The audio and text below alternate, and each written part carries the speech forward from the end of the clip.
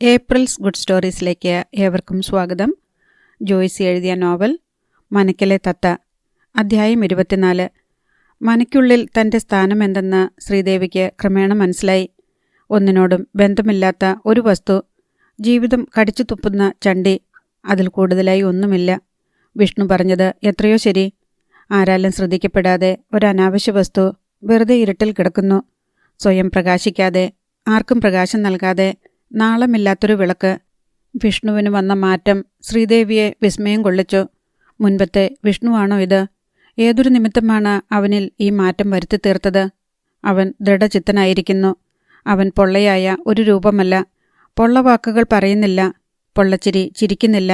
അവന് ഗാംഭീര്യമായ ഭാവങ്ങൾ. അവൻ ഗൗരവമായി ചിന്തിക്കുന്നു, വളരെയധികം മുൻപോട്ട് പോയിരിക്കുന്നു. അവനൊരു ബോധോദയം സംഭവിച്ചുവോ? എന്തോ കണ്ടെത്തി എന്നത് തീർച്ച. അവൻ ജീവിതത്തെ എല്ലാ ഉത്തരവാദിത്വങ്ങളോടും കൂടി ഏറ്റെടുക്കാൻ തയ്യാറായതുപോലെ തോന്നുന്നു. എല്ലാവരും അവരവരുടെ മാർഗങ്ങളിലൂടെ നീങ്ങുകയാണ്. തനിക്ക് മാത്രം ആരും തുണയില്ല. തൻ്റെ ആത്മവിലാപത്തിന് ചെവി കൊടുക്കാൻ ആരുമില്ല. ആരും. കൊടുങ്കാട്ടിലെ കൂരിരുട്ടിൽ ഒറ്റപ്പെട്ടതുപോലെ തോന്നുന്നു. വിഷ്ണു പറഞ്ഞതുപോലെ ഇവിടെ ഇനി തൻ്റെ ജീവിതത്തിന് അർത്ഥമില്ല. തനിക്കിവിടെ ഒന്നും ചെയ്യാനില്ല. തൻ്റെ വീടല്ല ഇത്. താൻ സത്രത്തിൽ വന്നു കയറിയ വഴിയാത്രക്കാരി. അമ്മയുണ്ടായിരുന്നപ്പോൾ താൻ എന്തൊക്കെയോ ആണെന്ന് തോന്നിയിരുന്നു. അച്ഛന് അച്ഛൻ്റെ കാര്യങ്ങളേ ഉള്ളൂ. തൻ്റെ സംബന്ധം നടത്താനുള്ള ആലോചനകളിൽ മുഴുകിയിരിക്കുകയാണെന്ന് വിഷ്ണു പറഞ്ഞറിഞ്ഞു. തന്നോട് ചോദിക്കുന്നില്ലത്രേ. തൻ്റെ സമ്മതം വേണ്ട പോലും. ഇതുവരെ പിടിച്ചു നിൽക്കാൻ തുണയ്ക്ക് അമ്മയുണ്ടായിരുന്നു. ഇനി വിജയേട്ടൻ്റെ അടുത്തേക്ക് പോകാൻ വിഷ്ണു കൂടെ കൂടെ നിർബന്ധിക്കുന്നു. വിജയേട്ടൻ തൻ്റെ മനോഗതം അറിയാൻ കാത്തിരിക്കുകയാണത്രേ. വിജയനും അടുത്തു കഴിഞ്ഞിരുന്നു. അമ്മ മരിച്ചു കഴിഞ്ഞ സ്ഥിതിക്ക് ശ്രീദേവി ഇനി എന്താണ് ചെയ്യാൻ ഉദ്ദേശിക്കുന്നതെന്ന് വിജയൻ ആലോചിച്ചു. അവൾക്ക് ഇനി പിടിച്ചു നിൽക്കാൻ കഴിയുമോ തനിയെ? അവളൊരു അനാഥയെപ്പോലെ ആയിത്തീർന്നിട്ടുണ്ടെന്ന് അയാൾക്ക് ഊഹിക്കാൻ കഴിഞ്ഞു. ഇനി വേരുകളറുത്ത് ഇറങ്ങിപ്പോരാൻ അവൾക്ക് ബുദ്ധിമുട്ടുണ്ടാവില്ല. ശ്രീദേവി ഇനിയും ഈ നാടകം നീട്ടിക്കൊണ്ടു പോകാനാണ് ഉദ്ദേശമെങ്കിൽ കാത്തിരിപ്പ് നിർത്താൻ തന്നെ വിജയൻ തീരുമാനിച്ചു. ഈ സ്നേഹത്തിനായി അതിഭീമമായ വിലയാണ് കൊടുത്തു കഴിഞ്ഞിരിക്കുന്നത്. 35 വർഷം. ഇനിയും നഷ്ടപ്പെടുത്താൻ തയ്യാറില്ല. ഇനിയെങ്കിലും ജീവിക്കണം. വാതിൽ മുട്ടുന്നത് കേട്ടപ്പോൾ തന്നെ ശ്രീദേവിക്ക് മനസ്സിലായി വിഷ്ണു ആയിരിക്കുമെന്ന്. വാതിൽ തുറന്നു. വിഷ്ണു. അയാൾ അകത്തു കയറിയിരുന്നു. എന്താ ഓപ്പോളുടെ തീരുമാനം? മുഖപുര കൂടാതെ ചോദിച്ചു. എന്തേലും ചെയ്യേണ്ട സമയമായത്. പിന്നെ ദുഃഖിച്ചിട്ട് കാര്യമില്ല. എനിക്കറിയില്ല വിഷ്ണു. ദാ കരയാൻ തുടങ്ങി. ഇതിനൊക്കെ തൻ്റെ ഇടം വേണം. ഇല്ലെന്നാൽ പാടെ വേണ്ടെന്ന് വെച്ചോളണം. ശ്രീദേവി കാൽമുട്ടിൽ മുഖം താങ്ങിയിരുന്നു. 10-15 കൊല്ലായില്ലേ ഇത് തുടങ്ങിയിട്ട്. എന്നിട്ടെന്താ നേടിയേ? മൂത്ത് നരച്ച് മുത്തശ്ശിയായിട്ട് കഴിയാനാണോ? വിജയേട്ടൻ ഇന്നും പറഞ്ഞു. ഒരു മനുഷ്യൻ എത്ര നാളാ കാത്തിരിക്കുക? അച്ഛൻ എന്തോ ചെയ്തളയുമെന്നാവും ഓപ്പോളുടെ പേടി. പഴയ കാലമല്ല ഇത്. ഒന്നും ചെയ്യാൻ കഴിയില്ല. വിജയേട്ടന് നാട്ടുകാരൊക്കെ തുണയുണ്ട്. ഇവിടുന്ന് ഇറങ്ങുമ്പോൾ കാലും കരളും വിറച്ചേക്കും. പടിപ്പുര കടക്കാനൊരു തൻ്റെ ഇടം കാട്ടിയാൽ മതി. ശ്രീദേവി വീണ്ടും കരയാൻ തുടങ്ങി. വിഷ്ണുവിന് ശുണ്ഠി വന്നു. അയാൾ ഇറങ്ങിപ്പോയി. തുടർന്ന് എല്ലാ ദിവസവും വിഷ്ണു ശ്രീദേവിയിൽ സമ്മർദ്ദം ചെലുത്തി, ഉപദേശിച്ചു. ഒടുവിൽ അയാൾ പറഞ്ഞു, ഇനി ഞാൻ വിജയേട്ടനെ കാണുന്നില്ല. ഓപ്പോൾക്ക് ഇഷ്ടം എന്താന്ന് വെച്ചാൽ അതുപോലെ ചെയ്തോ. ഞാൻ മടുത്തു. മനുഷ്യന് മനസ്സിലാവണ്ടേ പറയണത്? എനിക്ക് വേണ്ടിയിട്ടല്ലല്ലോ. നശിക്കണമെന്ന തീരുമാനമെങ്കിൽ നശിച്ചോളൂ. അതിനും ശ്രീദേവി മറുപടി പറഞ്ഞില്ല. അവളുടെ മനസ്സ് വല്ലാതെ നൊന്തു. ഒരിക്കലൂടെ ചോദിക്കുക, എന്താ ഓപ്പോളുടെ മനസ്സിലിരിപ്പ്? ഒരുക്കാണെന്ന് ഞാൻ വിജയേട്ടനോട് പറയട്ടെ? ശ്രീദേവി അയാളെ ഉറ്റുനോക്കി. കണ്ണുകൾ നിറഞ്ഞു തുളുമ്പി. സ്വയം താങ്ങാനാവാതെ വിഷ്ണുവിൻ്റെ തോളിലേക്ക് ചാഞ്ഞു. അയാൾ അവളുടെ ചുമലിൽ മെല്ലെ തട്ടി. ഞാൻ നാളെ പറയാം. വിഷ്ണു വിവരമറിയിച്ചപ്പോൾ വിജയൻ മരവിച്ചിരുന്നു. അയാൾക്കത് ഉൾക്കൊള്ളാൻ കഴിഞ്ഞില്ല. ദശവത്സരങ്ങളുടെ കാത്തിരിപ്പിന് അർത്ഥമുണ്ടാവുന്നു. ആനന്ദം അടക്കാൻ കഴിയാതെ കരയേണ്ടതാണ്, തുള്ളിച്ചാടേണ്ടതാണ്, വിളിച്ചു കൂവേണ്ടതാണ്. പക്ഷേ അകാരണമായൊരു ഉത്കണ്ഠയും മരവിപ്പും മാത്രം. ജീവിതത്തിൻ്റെ ഭൂരിഭാഗവും ദരിദ്രനായി കഴിഞ്ഞ ശേഷം നന്നേ വൃദ്ധനായപ്പോൾ ചുറ്റും ധനം കുമിഞ്ഞുകൂടിയവൻ്റെ വൈരസ്യം അയാൾ അപ്പോഴനുഭവിച്ചു. ഉന്മേഷരഹിതനായി വളരെ നേരം കസേരയിൽ ഒരേ ഇരിപ്പിരുന്നു. ജീവിതത്തിലൊരിക്കലും ഇത്രമാത്രം മുഷിപ്പ് അയാൾ അനുഭവിച്ചിരുന്നില്ല. താൻ ഏതൊന്നിനായി ഇറക്കിവിടപ്പെട്ടുവോ, അപമാനിക്കപ്പെട്ടുവോ, ഏതൊന്നിനായി വർഷങ്ങൾ കാത്തിരുന്നുവോ, യൗവനം നഷ്ടപ്പെടുത്തിയോ, അത് കരഗതമാകുമെന്നറിഞ്ഞപ്പോൾ അയാൾ അനുഭവിച്ച നിരാശ അതിഭയങ്കരമായിരുന്നു. ഈ നിമിഷത്തിനു വേണ്ടി താൻ നൽകിയ ഭീമമായ വിലയോർത്ത്, കനത്ത നഷ്ടമോർത്ത് ഒടുവിൽ അയാൾ കരഞ്ഞു. രജിസ്റ്റർ കച്ചേരിയിൽ പോയി വിവാഹം കഴിച്ചുവന്ന് പാലത്തുരുത്തിൽ തന്നെ താമസിക്കാമെന്ന് വിജയൻ അഭിപ്രായപ്പെട്ടപ്പോൾ തോമസ് ചേട്ടൻ അതിനെ എതിർത്തു. അത് കുഴപ്പങ്ങൾ സൃഷ്ടിക്കാനേ ഉതകൂ. സടകുഴിഞ്ഞെങ്കിലും നമ്പൂതിരിപ്പാട് ഇന്നും നിസ്സാരനല്ല. ധനമുണ്ട്, സ്വാധീനമുണ്ട്, എന്തും പ്രവർത്തിക്കാൻ കഴിയും. പിന്നെ എന്തു ചെയ്യും? തോമസ് ചേട്ടൻ പോംവഴി നിർദ്ദേശിച്ചു. മലബാറിൽ തളിപ്പറമ്പിനടുത്ത് തോമസ് ചേട്ടൻ്റെ സഹോദരൻ താമസിക്കുന്നുണ്ട്. പണ്ട് കുടിയേറിയതാണ്. 100ഓളം ഏക്കർ ഭൂമിയുണ്ട്. അദ്ദേഹവുമായി തോമസ് ചേട്ടൻ ബന്ധപ്പെട്ടു. മലബാറിൽ പോയി തിരിച്ചു വന്നു. താൽക്കാലിക താമസത്തിനുള്ള സൗകര്യങ്ങൾ തോമസ് ചേട്ടൻ്റെ സഹോദരൻ ചെയ്തു കൊടുക്കും. വിജയൻ്റെ കയ്യിൽ ചെറുതല്ലാത്ത ഒരു സമ്പാദ്യമുണ്ട്. മലബാറിൽ ഏക്കറിന് 500 രൂപയിൽ കൂടുതൽ വില വരില്ല. കൂപ്പുവെട്ടിയിറക്കിയ സ്ഥലം, വനപ്രദേശം. തളിപ്പറമ്പ് വരെ മാത്രമേ ബസ് സർവീസുള്ളൂ. പിന്നെ 4-5 മൈൽ നടക്കണം. കാലാവസ്ഥ മോശം. മഞ്ഞും കാറ്റും തണുപ്പും മലമ്പനിയും മസൂരിയും. വേണ്ടത്ര വഴി സൗകര്യങ്ങളില്ല. അടുത്തടുത്ത് വീടുകളില്ല. കുടിയേറ്റക്കാർ എത്തിക്കൊണ്ടിരിക്കുന്നതേയുള്ളൂ. ആശുപത്രി, അമ്പലം, സ്കൂൾ എന്നീ സൗകര്യങ്ങളൊന്നുമില്ല. എങ്കിലും 2-3 ഏക്കർ മണ്ണ് വാങ്ങി അധ്വാനിച്ചാൽ ജീവിക്കാൻ പ്രയാസമില്ല. വിത്തെറിഞ്ഞാൽ പൊന്നു വിളയുന്ന മണ്ണ്. സ്വന്തം വീടും കുടുംബവും കെട്ടിപ്പടുക്കാൻ അതാണ് നല്ല വഴി. തോമസ് ചേട്ടനും അയാളുടെ സഹോദരനും സഹായിക്കും. ഒരു പുതിയ കുടിയേറ്റക്കാരൻ അയൽവാസിയായി വരുന്നത് അയാൾക്കിഷ്ടമാണ്. വീടുണ്ടാക്കാനുള്ള ആൾ സഹായവും വേണമെന്നാൽ സാമ്പത്തിക സഹായവും അയാൾ നൽകും. പണം പിന്നീട് തിരിച്ചു കൊടുത്താൽ മതി. തോമസ് ചേട്ടൻ എല്ലാ കാര്യങ്ങളും വാഗ്ദാനം ചെയ്തു. വിവാഹത്തിന് സാക്ഷിയായി തോമസ് ചേട്ടൻ പോകും. ഒരാളെ കൂടി ഏർപ്പാട് ചെയ്യും. പാർട്ടിയെ അറിയിച്ചാൽ ഏതു വിധത്തിലുള്ള സഹായവും ലഭിക്കും. പ്രത്യേകിച്ച് മനക്കിലെ പെണ്ണിനെ വിളിച്ചിറക്കിക്കൊണ്ട് പോരുന്നതിന്. മേലംകുളത്തിനോട് പാർട്ടിക്ക് ഒടുങ്ങാത്ത പകയുണ്ട്. അനന്തകൃഷ്ണന്റെ ചോര, നൂറ്റവരുടെ രക്തസാക്ഷിത്വം എല്ലാം തീരുമാനിച്ച ശേഷം വിജയൻ ശ്രീദേവിയെ കാണാനുള്ള ഏർപ്പാടുകൾ ചെയ്തു. വിഷ്ണു മുഖാന്തരം അത് തീർച്ചപ്പെടുത്തി. ശ്രീദേവി അമ്പലത്തിൽ വരുമ്പോൾ കാണുക. വിഷ്ണു എല്ലാ വിവരങ്ങളും ശ്രീദേവിയെ അറിയിച്ചിരുന്നു. രഹസ്യമായി എല്ലാം ആസൂത്രണം ചെയ്യപ്പെട്ടു. വിജയൻ സ്കൂളിൽ നിന്നും 2 മാസത്തെ അവധിയെടുത്തു. മലബാറിലെ ജീവിതം പിടിക്കുന്നില്ലെങ്കിൽ തിരിച്ചുവന്ന് പാലത്തുരുത്തിൽ ജീവിക്കണമെന്ന ആലോചനയുണ്ടായിരുന്നതിനാൽ ജോലി ഉപേക്ഷിച്ചില്ല. രഹസ്യങ്ങൾ ചോർന്നു പോകുമോ എന്ന് വിജയൻ ഭയന്നു. അമ്മാവന് എന്തെങ്കിലും സൂചന കിട്ടിയാൽ സകല പദ്ധതികളും തകരും. നിശ്ചിത ദിവസത്തിന് തലേന്ന് കണ്ടുമുട്ടാനായിരുന്നു പരിപാടി. അതനുസരിച്ച് ശ്രീദേവി ക്ഷേത്രദർശനം കഴിഞ്ഞ് മടങ്ങി വരുന്ന വഴിയിൽ വിജയൻ കാത്തുനിന്നു. ശ്രീകോവിലിന് മുന്നിൽ നിന്നപ്പോൾ ശ്രീദേവിയുടെ മിഴികൾ നിറഞ്ഞൊഴുകി. കരുത്തു കിട്ടാൻ അവൾ പ്രാർത്ഥിച്ചു. എന്തു ചെയ്യണമെന്ന് തന്നെ അവൾക്കറിയില്ല. സുബോധമില്ലെന്ന് തന്നെത്താൻ വിചാരിച്ചു. താൻ ചെയ്യാൻ പോകുന്നത് തെറ്റാണെങ്കിൽ ക്ഷമിക്കണമെന്ന് ഈശ്വരനോട് കേണു. ഭഗവാനെ കാത്തുകൊള്ളണേ. നടയിറങ്ങിയപ്പോൾ കാലുകൾ വിറച്ചു. മുഖം കുനിച്ചു നടന്നു. വിജയേട്ടനെ കണ്ടപ്പോൾ ദേഹം കുഴയുന്നതായി തോന്നി. ശ്രീദേവി അടുത്തു വരുന്നത് നോക്കി അയാൾ ഉദാസീനനായി നിന്നു. പാടത്തിന്റെ കിഴക്കേ അറ്റത്ത് അന്തിവയിൽ വീണു കിടന്നിരുന്നു. വിളഞ്ഞു നിന്ന പാടം കാറ്റിൽ തിരമാലകൾ പോലെ ഇളകി മറിഞ്ഞുകൊണ്ടിരുന്നു. ശ്രീദേവി വിജയന്റെ മുൻപിൽ നിന്നു. പരസ്പരം കണ്ണും വയ്ക്കാതെ നോക്കി. 2 പേർക്കും ഒന്നും പറയാൻ തോന്നിയില്ല. അപരിചിതരെപ്പോലെ നിന്നു. വിജയന് വല്ലാത്ത മടുപ്പ് അനുഭവപ്പെട്ടു. അവിടെ നിന്ന് രക്ഷപ്പെടാൻ അയാൾ ആഗ്രഹിച്ചു. ശ്രീദേവി, അവൾ നനഞ്ഞ കണ്ണുകളുയർത്തി. വിഷ്ണു എല്ലാം നിന്നോട് പറഞ്ഞു കാണുമല്ലോ. നമ്മുടെ ഇത്രയും കാലത്തെ കാത്തിരിപ്പും പ്രതീക്ഷയും ജീവിതവുമെല്ലാം നാളെ ഒരു വലിയ നഷ്ടമായി തീരാൻ പോവുകയാണ്. ശ്രീദേവി പകച്ചു നോക്കി. ഇനി എന്തു പറയണമെന്നറിയാതെ വിജയൻ കുഴങ്ങി. എനിക്ക് മുഷിപ്പ് തോന്നുന്നുണ്ട്. നീ പരിഭ്രമിക്കേണ്ട. ഇനി നിന്നെ ഞാൻ ദുഃഖിപ്പിക്കുകയില്ല. നിന്നെ സ്നേഹിക്കാനുള്ള കരുത്ത് ഹൃദയത്തിനും സംരക്ഷിക്കാനുള്ള കരുത്ത് കൈകൾക്കും ബാക്കിയുണ്ട്. വർഷങ്ങൾക്ക് ശേഷവും അയാളുടെ കരവലയത്തിൽ ഒതുങ്ങി നിന്ന് വാവിട്ടു കരയാൻ അവൾ കുതിച്ചു. വിജയന് അവളുടെ മൂർധാവിൽ ഒരു ചുംബനം നൽകണമെന്നുണ്ടായിരുന്നു. ശിരസിൽ ഒന്ന് തലോടണമെന്നുണ്ടായിരുന്നു. ചുമലിൽ താളം പിടിച്ച് പിഞ്ചുകുഞ്ഞിനെ എന്ന പോലെ അവളെ സാന്ത്വനപ്പെടുത്തണമെന്നുണ്ടായിരുന്നു. അയാൾക്ക് ഒന്നിനും കഴിഞ്ഞില്ല. ഇത് തികച്ചും സാധാരണമാണെന്ന് അയാൾക്ക് തോന്നിത്തുടങ്ങിയിരുന്നു. ആ രംഗം നീട്ടിക്കൊണ്ടുപോകാൻ അതുകൊണ്ട് തന്നെ ആഗ്രഹിച്ചില്ല. എന്നാൽ ഇത്തരം ഒരു രംഗത്തിനു വേണ്ടി എത്ര കാത്തുവെന്ന്, എത്ര ആർത്തുപിടിച്ചുവെന്ന്, എത്ര കിനാവു കണ്ടുവെന്ന്, അനേക വർഷങ്ങളിലൂടെ എന്തുമാത്രം പ്രതീക്ഷകൾ കെട്ടിപ്പൊക്കിയെന്ന് അയാൾ ആത്മവേദനയോടെ ഓർമ്മിച്ചു. ഇത്തരമൊരു രംഗം മുൻപൊരിക്കലും ശ്രീദേവിക്ക് സങ്കല്പിക്കാനേ കഴിഞ്ഞിരുന്നില്ല. അതിൻ്റെ ധന്യതയിൽ അവൾക്ക് വീർപ്പുമുട്ടി. അതിൻ്റെ ഓരോ നിമിഷത്തിലും പൂത്തുലയാൻ, വർണ്ണങ്ങളറിയാൻ, അനുഭൂതിപൂർണവും ആവേശഭരിതവും അവിസ്മരണീയവുമായ ഒരനുഭവമായി തീരാൻ അവൾ ദാഹിച്ചു. വിഷ്ണുവിനെ പറഞ്ഞുവിടണം. ചില കാര്യങ്ങൾ ആലോചിക്കാനുണ്ട്. പുറപ്പെടേണ്ട സമയവും മറ്റും. അവൻ വന്ന് നിന്നോട് എല്ലാം വിശദീകരിക്കും. ശ്രീദേവി പൊയ്ക്കൊള്ളൂ, ഞാനും പോകുന്നു. വിജയൻ പിന്നെ നിന്നില്ല. തിരിഞ്ഞു നോക്കുക കൂടി ചെയ്യാതെ അയാൾ നടന്നകന്നു. ഇത്രയും തണുത്ത, ഇത്രയും മരവിച്ച ഒരു സമീപനം വിജയനിൽ നിന്ന് അവൾ പ്രതീക്ഷിച്ചിരുന്നില്ല.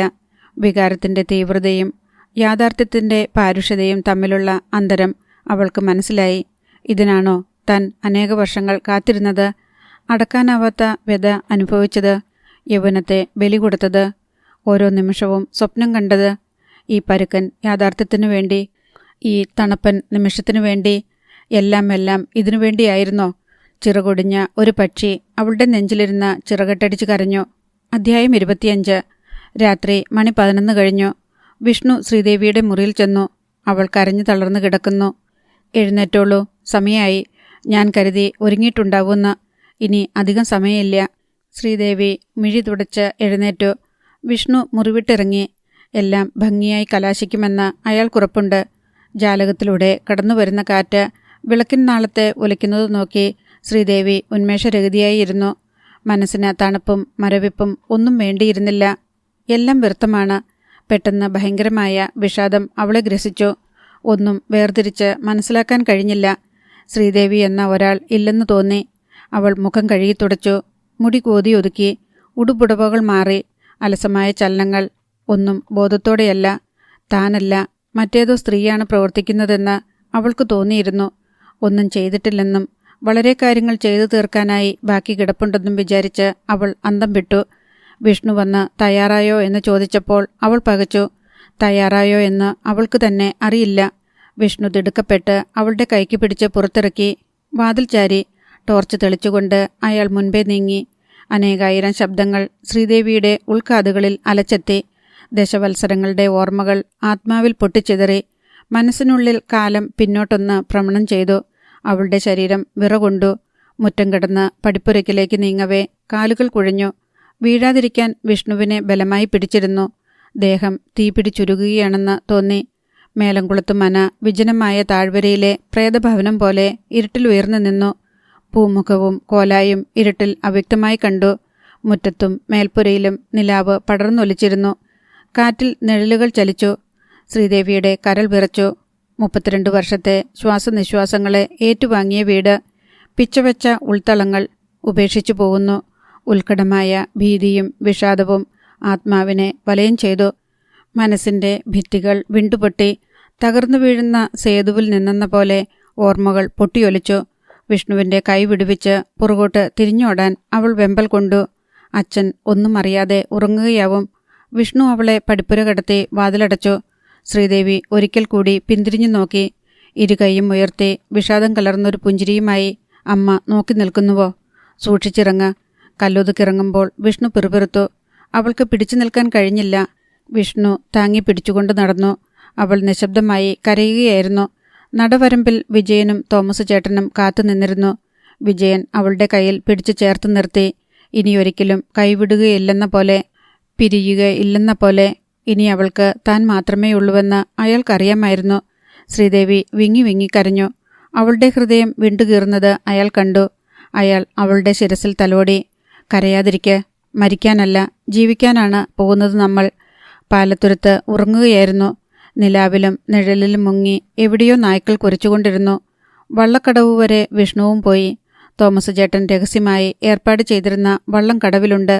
തോണിക്കാരനും കടക്കര വരെ പോകണം. പാർട്ടിക്കാർ ജീപ്പുമായി കാത്തുനിൽപ്പുണ്ടാവും. പ്രഭാതമാകുമ്പോൾ ടൗണിലെത്തും. പിന്നെ ബസ്സിൽ പോവുക. കച്ചേരിയിൽ വിവാഹം രജിസ്റ്റർ ചെയ്യാനുള്ള ഏർപ്പാടുകൾ പാർട്ടി ചെയ്തിട്ടുണ്ട്. അത് കഴിഞ്ഞാൽ ബസ്സിൽ മലബാറിലേക്ക്. രാത്രിയിലെ സ്ഥലത്തെത്തൂ. അവിടെയും എല്ലാ സൗകര്യങ്ങളും മുൻകൂട്ടി തയ്യാർ ചെയ്തിരിക്കുന്നു. തോമസ് ചേട്ടനും പാർട്ടിക്കാരായ 2 സ്നേഹിതരും യാത്ര അവസാനിക്കുന്നതുവരെ കൂടെയുണ്ടാവും. വിഷ്ണു ഒന്നും അറിഞ്ഞതായി ഭാവിക്കേണ്ട. മനസ്സിലായല്ലോ? നിനക്കിതേക്കുറിച്ച് ഒന്നും അറിയില്ല, വിജയൻ പറഞ്ഞു. വിഷ്ണു തലകുലുക്കി. അയാൾ അടക്കാൻ കഴിയാത്ത ആത്മസംഘർഷത്തോടെ മൗനിയായി നിന്നു. ശ്രീദേവിയെ പിടിച്ച് വള്ളത്തിൽ കയറ്റിയിട്ട് വിജയൻ പറഞ്ഞു, കുറേ കാലത്തേക്കേ ഉള്ളൂ, ഞങ്ങൾ തിരിച്ചു വരും. തോമസ് ചേട്ടനും കയറി. ശരി, യാത്ര, വിജയൻ മന്ത്രിച്ചു. വിഷ്ണു അറിയാതെ കൈ ഉയർത്തി. ശ്രീദേവി തല കുമ്പിട്ടിരുന്ന് കരഞ്ഞു. വള്ളം പുഴയിലൂടെ ഓളങ്ങളെ പിന്തള്ളി മായുന്നതുവരെ അയാൾ നോക്കി നിന്നു. വിജയേട്ടനും ഓപ്പോളും തിരിച്ചു വരുമെന്ന് വിഷ്ണു വിചാരിച്ചു. ഇത് താൽക്കാലികമായ അകൽച്ചയാണ്. അവർ വരുമ്പോൾ വീണ്ടും കാണാം, സംസാരിക്കാം, ചിരിക്കാം, ഓർമ്മകൾ പങ്കിടാം. ഇനിയൊരിക്കലും തനിക്കവരെ കാണാൻ സാധിക്കുകയില്ലെന്ന് അയാൾ ഓർത്തില്ല. ആത്മസംതൃപ്തിയോടെ വിഷാദത്തോടെ അയാൾ മനക്കിലേക്ക് മടങ്ങി.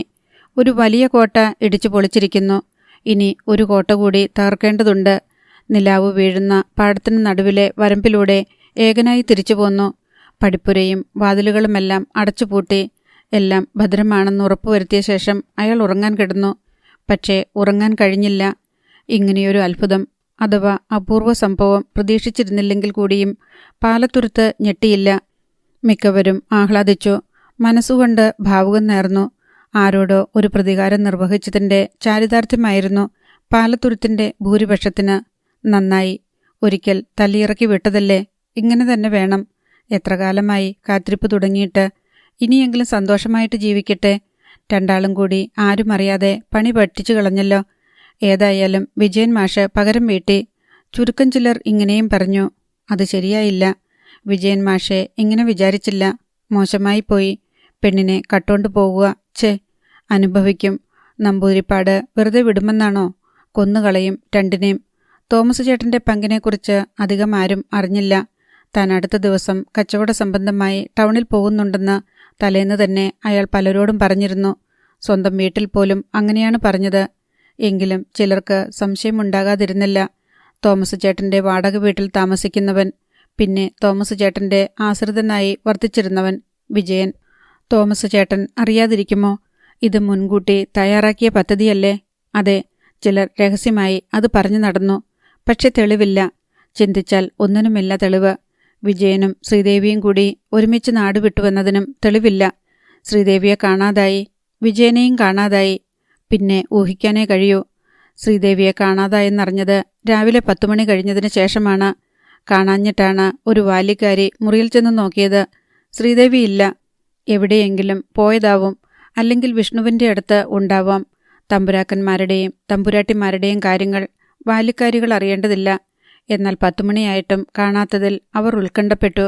വിഷ്ണു ആഹാരം കഴിക്കാനിരുന്നപ്പോൾ ഓപ്പോൾ എവിടെയെന്ന് ചോദിച്ചു. അറിയില്ല എന്ന് മറുപടി വന്നു. വിഷ്ണുവിന് വിവരം അച്ഛൻ്റെ അടുക്കൽ പറയാൻ പേടി. അയാൾ അച്യുതൻ നായരെ വിവരം അറിയിച്ചു. രണ്ടുപേരും കൂടി നമ്പൂതിരിപ്പാടിനോട് സംഗതികൾ പറഞ്ഞു. ഉടൻ അന്വേഷണമായി. മന അരിച്ചുപെറുക്കി. പാടത്തും തോപ്പിലും തിരഞ്ഞു. കുളത്തിലും കിണറ്റിലും നോക്കി. കാണാനില്ല എന്നറിഞ്ഞപ്പോൾ തന്നെ നമ്പൂതിരിപ്പാടിന് ഒരു ഊഹം കിട്ടിക്കഴിഞ്ഞിരുന്നു. വിജയൻ ഉണ്ടോ എന്നറിഞ്ഞിട്ട് വരാൻ അച്യുതൻ നായരെ പറഞ്ഞുവിട്ടു. എന്നിട്ട് നെഞ്ചു തിരുമ്മിക്കൊണ്ട് പൂമുഖത്തുകൂടി അങ്ങോട്ടും ഇങ്ങോട്ടും നടന്നു. വിയർപ്പ് ചാലിട്ടൊഴുകി. ചുണ്ടും കവിളും വിറച്ചു. നെഞ്ചിൽ മിന്നൽ പിണരുകൾ പാഞ്ഞു പൊളഞ്ഞു. അച്യുതൻ നായർ മടങ്ങി വന്നു. നമ്പൂതിരിപ്പാട് ഊഹിച്ചത് തന്നെ സംഭവിച്ചിരിക്കുന്നു. വൈകുന്നേരമായപ്പോൾ കൂടുതൽ വിവരങ്ങൾ ലഭിച്ചു. തോമസ് ചേട്ടനും വേറെ ചിലരും വിജയനെ സഹായിക്കാനുണ്ടായിരുന്നുവെന്നും സ്കൂളിൽ നിന്നും നീണ്ട അവധിയെടുത്താണ് പോയിരിക്കുന്നതെന്നും. വിഷ്ണുവിന് ഈ സംഭവത്തിലുള്ള പങ്കിനെക്കുറിച്ച് ആരും അറിഞ്ഞില്ല. അയാൾ തികഞ്ഞ അജ്ഞതയും വിഷാദവും അഭിനയിച്ചു ഫലിപ്പിച്ചിരുന്നു.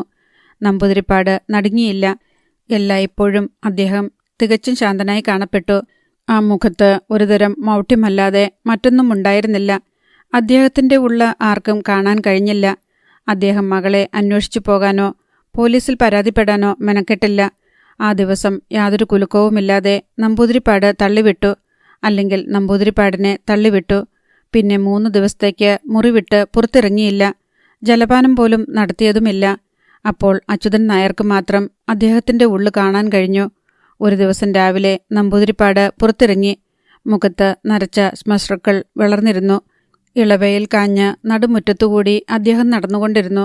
മുഖം കുനിച്ച് പൂണൂൽ തെരുപ്പിടിച്ച് ചിന്തയിലാഴ്ന്നുള്ള നടത്ത.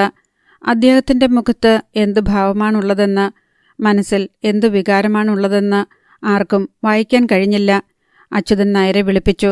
അച്യുതൻ നായർ വന്നു. നമ്പൂതിരിപ്പാട് തല താഴ്ത്തി ഏതാനും ചാൽ കൂടി നടന്നു. പിന്നെ പറഞ്ഞു, എൻ്റെ കുട്ടി മരിച്ചു. അടിയന്തരം നടത്തണം. പടിയടച്ച് പിണ്ണം വയ്ക്കണം. അതിനുള്ള ഏർപ്പാടുകൾ ചെയ്തോളൂ. അധ്യായം 26. തോമസ് ചേട്ടൻ മടങ്ങി വന്ന് വിവരങ്ങളൊക്കെ പറഞ്ഞപ്പോൾ വിഷ്ണുവിന് സമാധാനമായി. മുൻകൂട്ടി തീരുമാനിച്ചിരുന്നതുപോലെ എല്ലാം ഭംഗിയായി കലാശിച്ചിരിക്കുന്നു. 1 മാസത്തിനുള്ളിൽ വിജയൻ്റെ കത്തും കിട്ടി. തോമസ് ചേട്ടൻ അത് വിഷ്ണുവിനെ കാണിച്ചു. വിജയൻ മലബാറിൽ തന്നെ താമസിക്കാനുള്ള തൻ്റെ തീരുമാനം അതിൽ വ്യക്തമാക്കിയിരുന്നു. അച്ഛൻ ഓപ്പോളുടെ ശേഷക്രിയകൾ നടത്തിയ കാര്യം എഴുതി അറിയിക്കേണ്ടെന്ന് വിഷ്ണു തീരുമാനിച്ചു. തോമസ് ചേട്ടനോടും വിവരം പറഞ്ഞു. ഓപ്പോളെ എന്തിനു ദുഃഖിപ്പിക്കുന്നു? അച്ഛൻ്റെ തകർച്ച വിഷ്ണുവിനെ ഉത്കണ്ഠാകുലനാക്കി. അത് ദയനീയമോ അനുകമ്പാർഹമോ ആയിരുന്നില്ല, മറിച്ച് ബീഭത്സവും ഭയാനകവുമായിരുന്നു. ഉണർന്നാൽ ഉറങ്ങുന്നതുവരെ ഒരു വക ഭ്രാന്ത്. മുൻപൊക്കെ എഴുന്നേൽക്കുന്നതിനൊരു ചിട്ടയുണ്ടായിരുന്നു. ഇപ്പോൾ ദിനചര്യകളൊക്കെ തോന്നും പോലെയായി. ഉണരുന്നതിന് വ്യവസ്ഥയില്ല.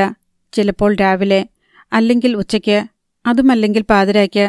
തലേന്ന് രാത്രിയിൽ എപ്പോഴോ നമ്പൂതിരിപ്പാട് ഉണർന്ന് അച്യുതൻ നായരെ വിളിച്ചു. ഉണർന്നാലുടൻ അച്യുതൻ നായരെ വിളിക്കുക പതിവാണ്. കണ്ടില്ലെങ്കിൽ വെകിളി പിടിക്കും. അച്യുതൻ നായർ ഇന്നലെ മനക്കിലുണ്ടായിരുന്നില്ല. നമ്പൂതിരിപ്പാട് വിളക്കുമായി പൂമുഖ കോലായിലൂടെ നടന്നു. ഇടയ്ക്കിടെ പിറുപിറുത്തു, പുലമ്പി, ശപിച്ചു. അച്യുതൻ നായരെ, പാറ പിളരുന്ന സ്വരം. എപ്പോൾ എവിടെ നിന്ന് വിളിച്ചാലും അച്യുതൻ നായർ അത് കേൾക്കണമെന്ന് തീരുമാനിച്ചിരിക്കുകയാണ്.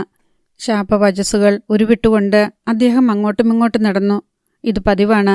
അച്യുതൻ നായർ പടിപ്പരയിലുണ്ടെങ്കിൽ വിളിച്ചു വരുത്തിയിട്ട് പറയും, എനിക്കറിയാം എവിടെയാണെന്ന്. കുട്ടപ്പനെയും വേറെ 10 ആളെയും കൂട്ടി പുലർച്ചെ മലബാറിന് പോയിക്കോളൂ. പണം തന്നേക്കാം. വേണമെന്നാൽ പോലീസിനെയും വിളിച്ചോളിൻ. അവനെയും അവളെയും പിടിച്ചുകെട്ടി ഇവിടെ കൊണ്ടുവരണം. നിലവറയിലിട്ട് പുകച്ചു കൊല്ലണം. അച്യുതൻ നായർ മൂളിക്കേട്ട് തലകുലുക്കിപ്പോകും. പിറ്റേന്ന് രാവിലെ അയാളെ വിളിച്ച് നമ്പൂതിരിപ്പാട് പറയും, വേണ്ട നായരെ, പോകണ്ട. ഒരിക്കൽ കുട്ടപ്പനടങ്ങുന്ന റൗഡി സംഘം തളിപ്പറമ്പ് വരെ പോയിട്ട് വഴിതെറ്റി തിരിച്ചു പോന്നു.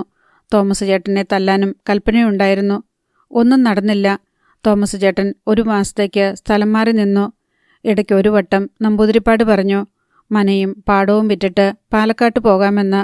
വിൽപ്പനയ്ക്കുള്ള ഏർപ്പാടുകൾ ഉടൻ ചെയ്യണമെന്ന്. ബുദ്ധിയും ചിന്തയും അടിക്കടി പതറുന്നതിനാൽ ഒന്നിലും ഏകാഗ്രത കിട്ടുന്നില്ല. അപമാനമേറ്റു കഴിയാൻ അദ്ദേഹത്തിന് വയ്യ.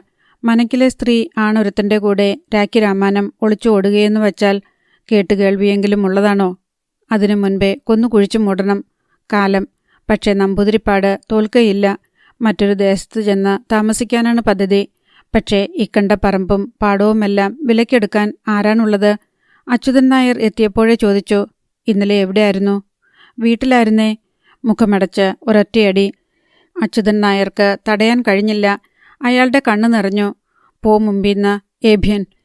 അല്പം കഴിഞ്ഞ് വിളിച്ചു, കുട്ടപ്പനെ കണ്ട് മലബാറിന് പോകാൻ പറയുക. അച്യുതനും കൂടെ പോയിക്കോളൂ. ഇന്ന് ആരും പാടം കൊയ്യിക്കണം. വിളഞ്ഞ് ഒലം പാടിക്കിടക്കുക.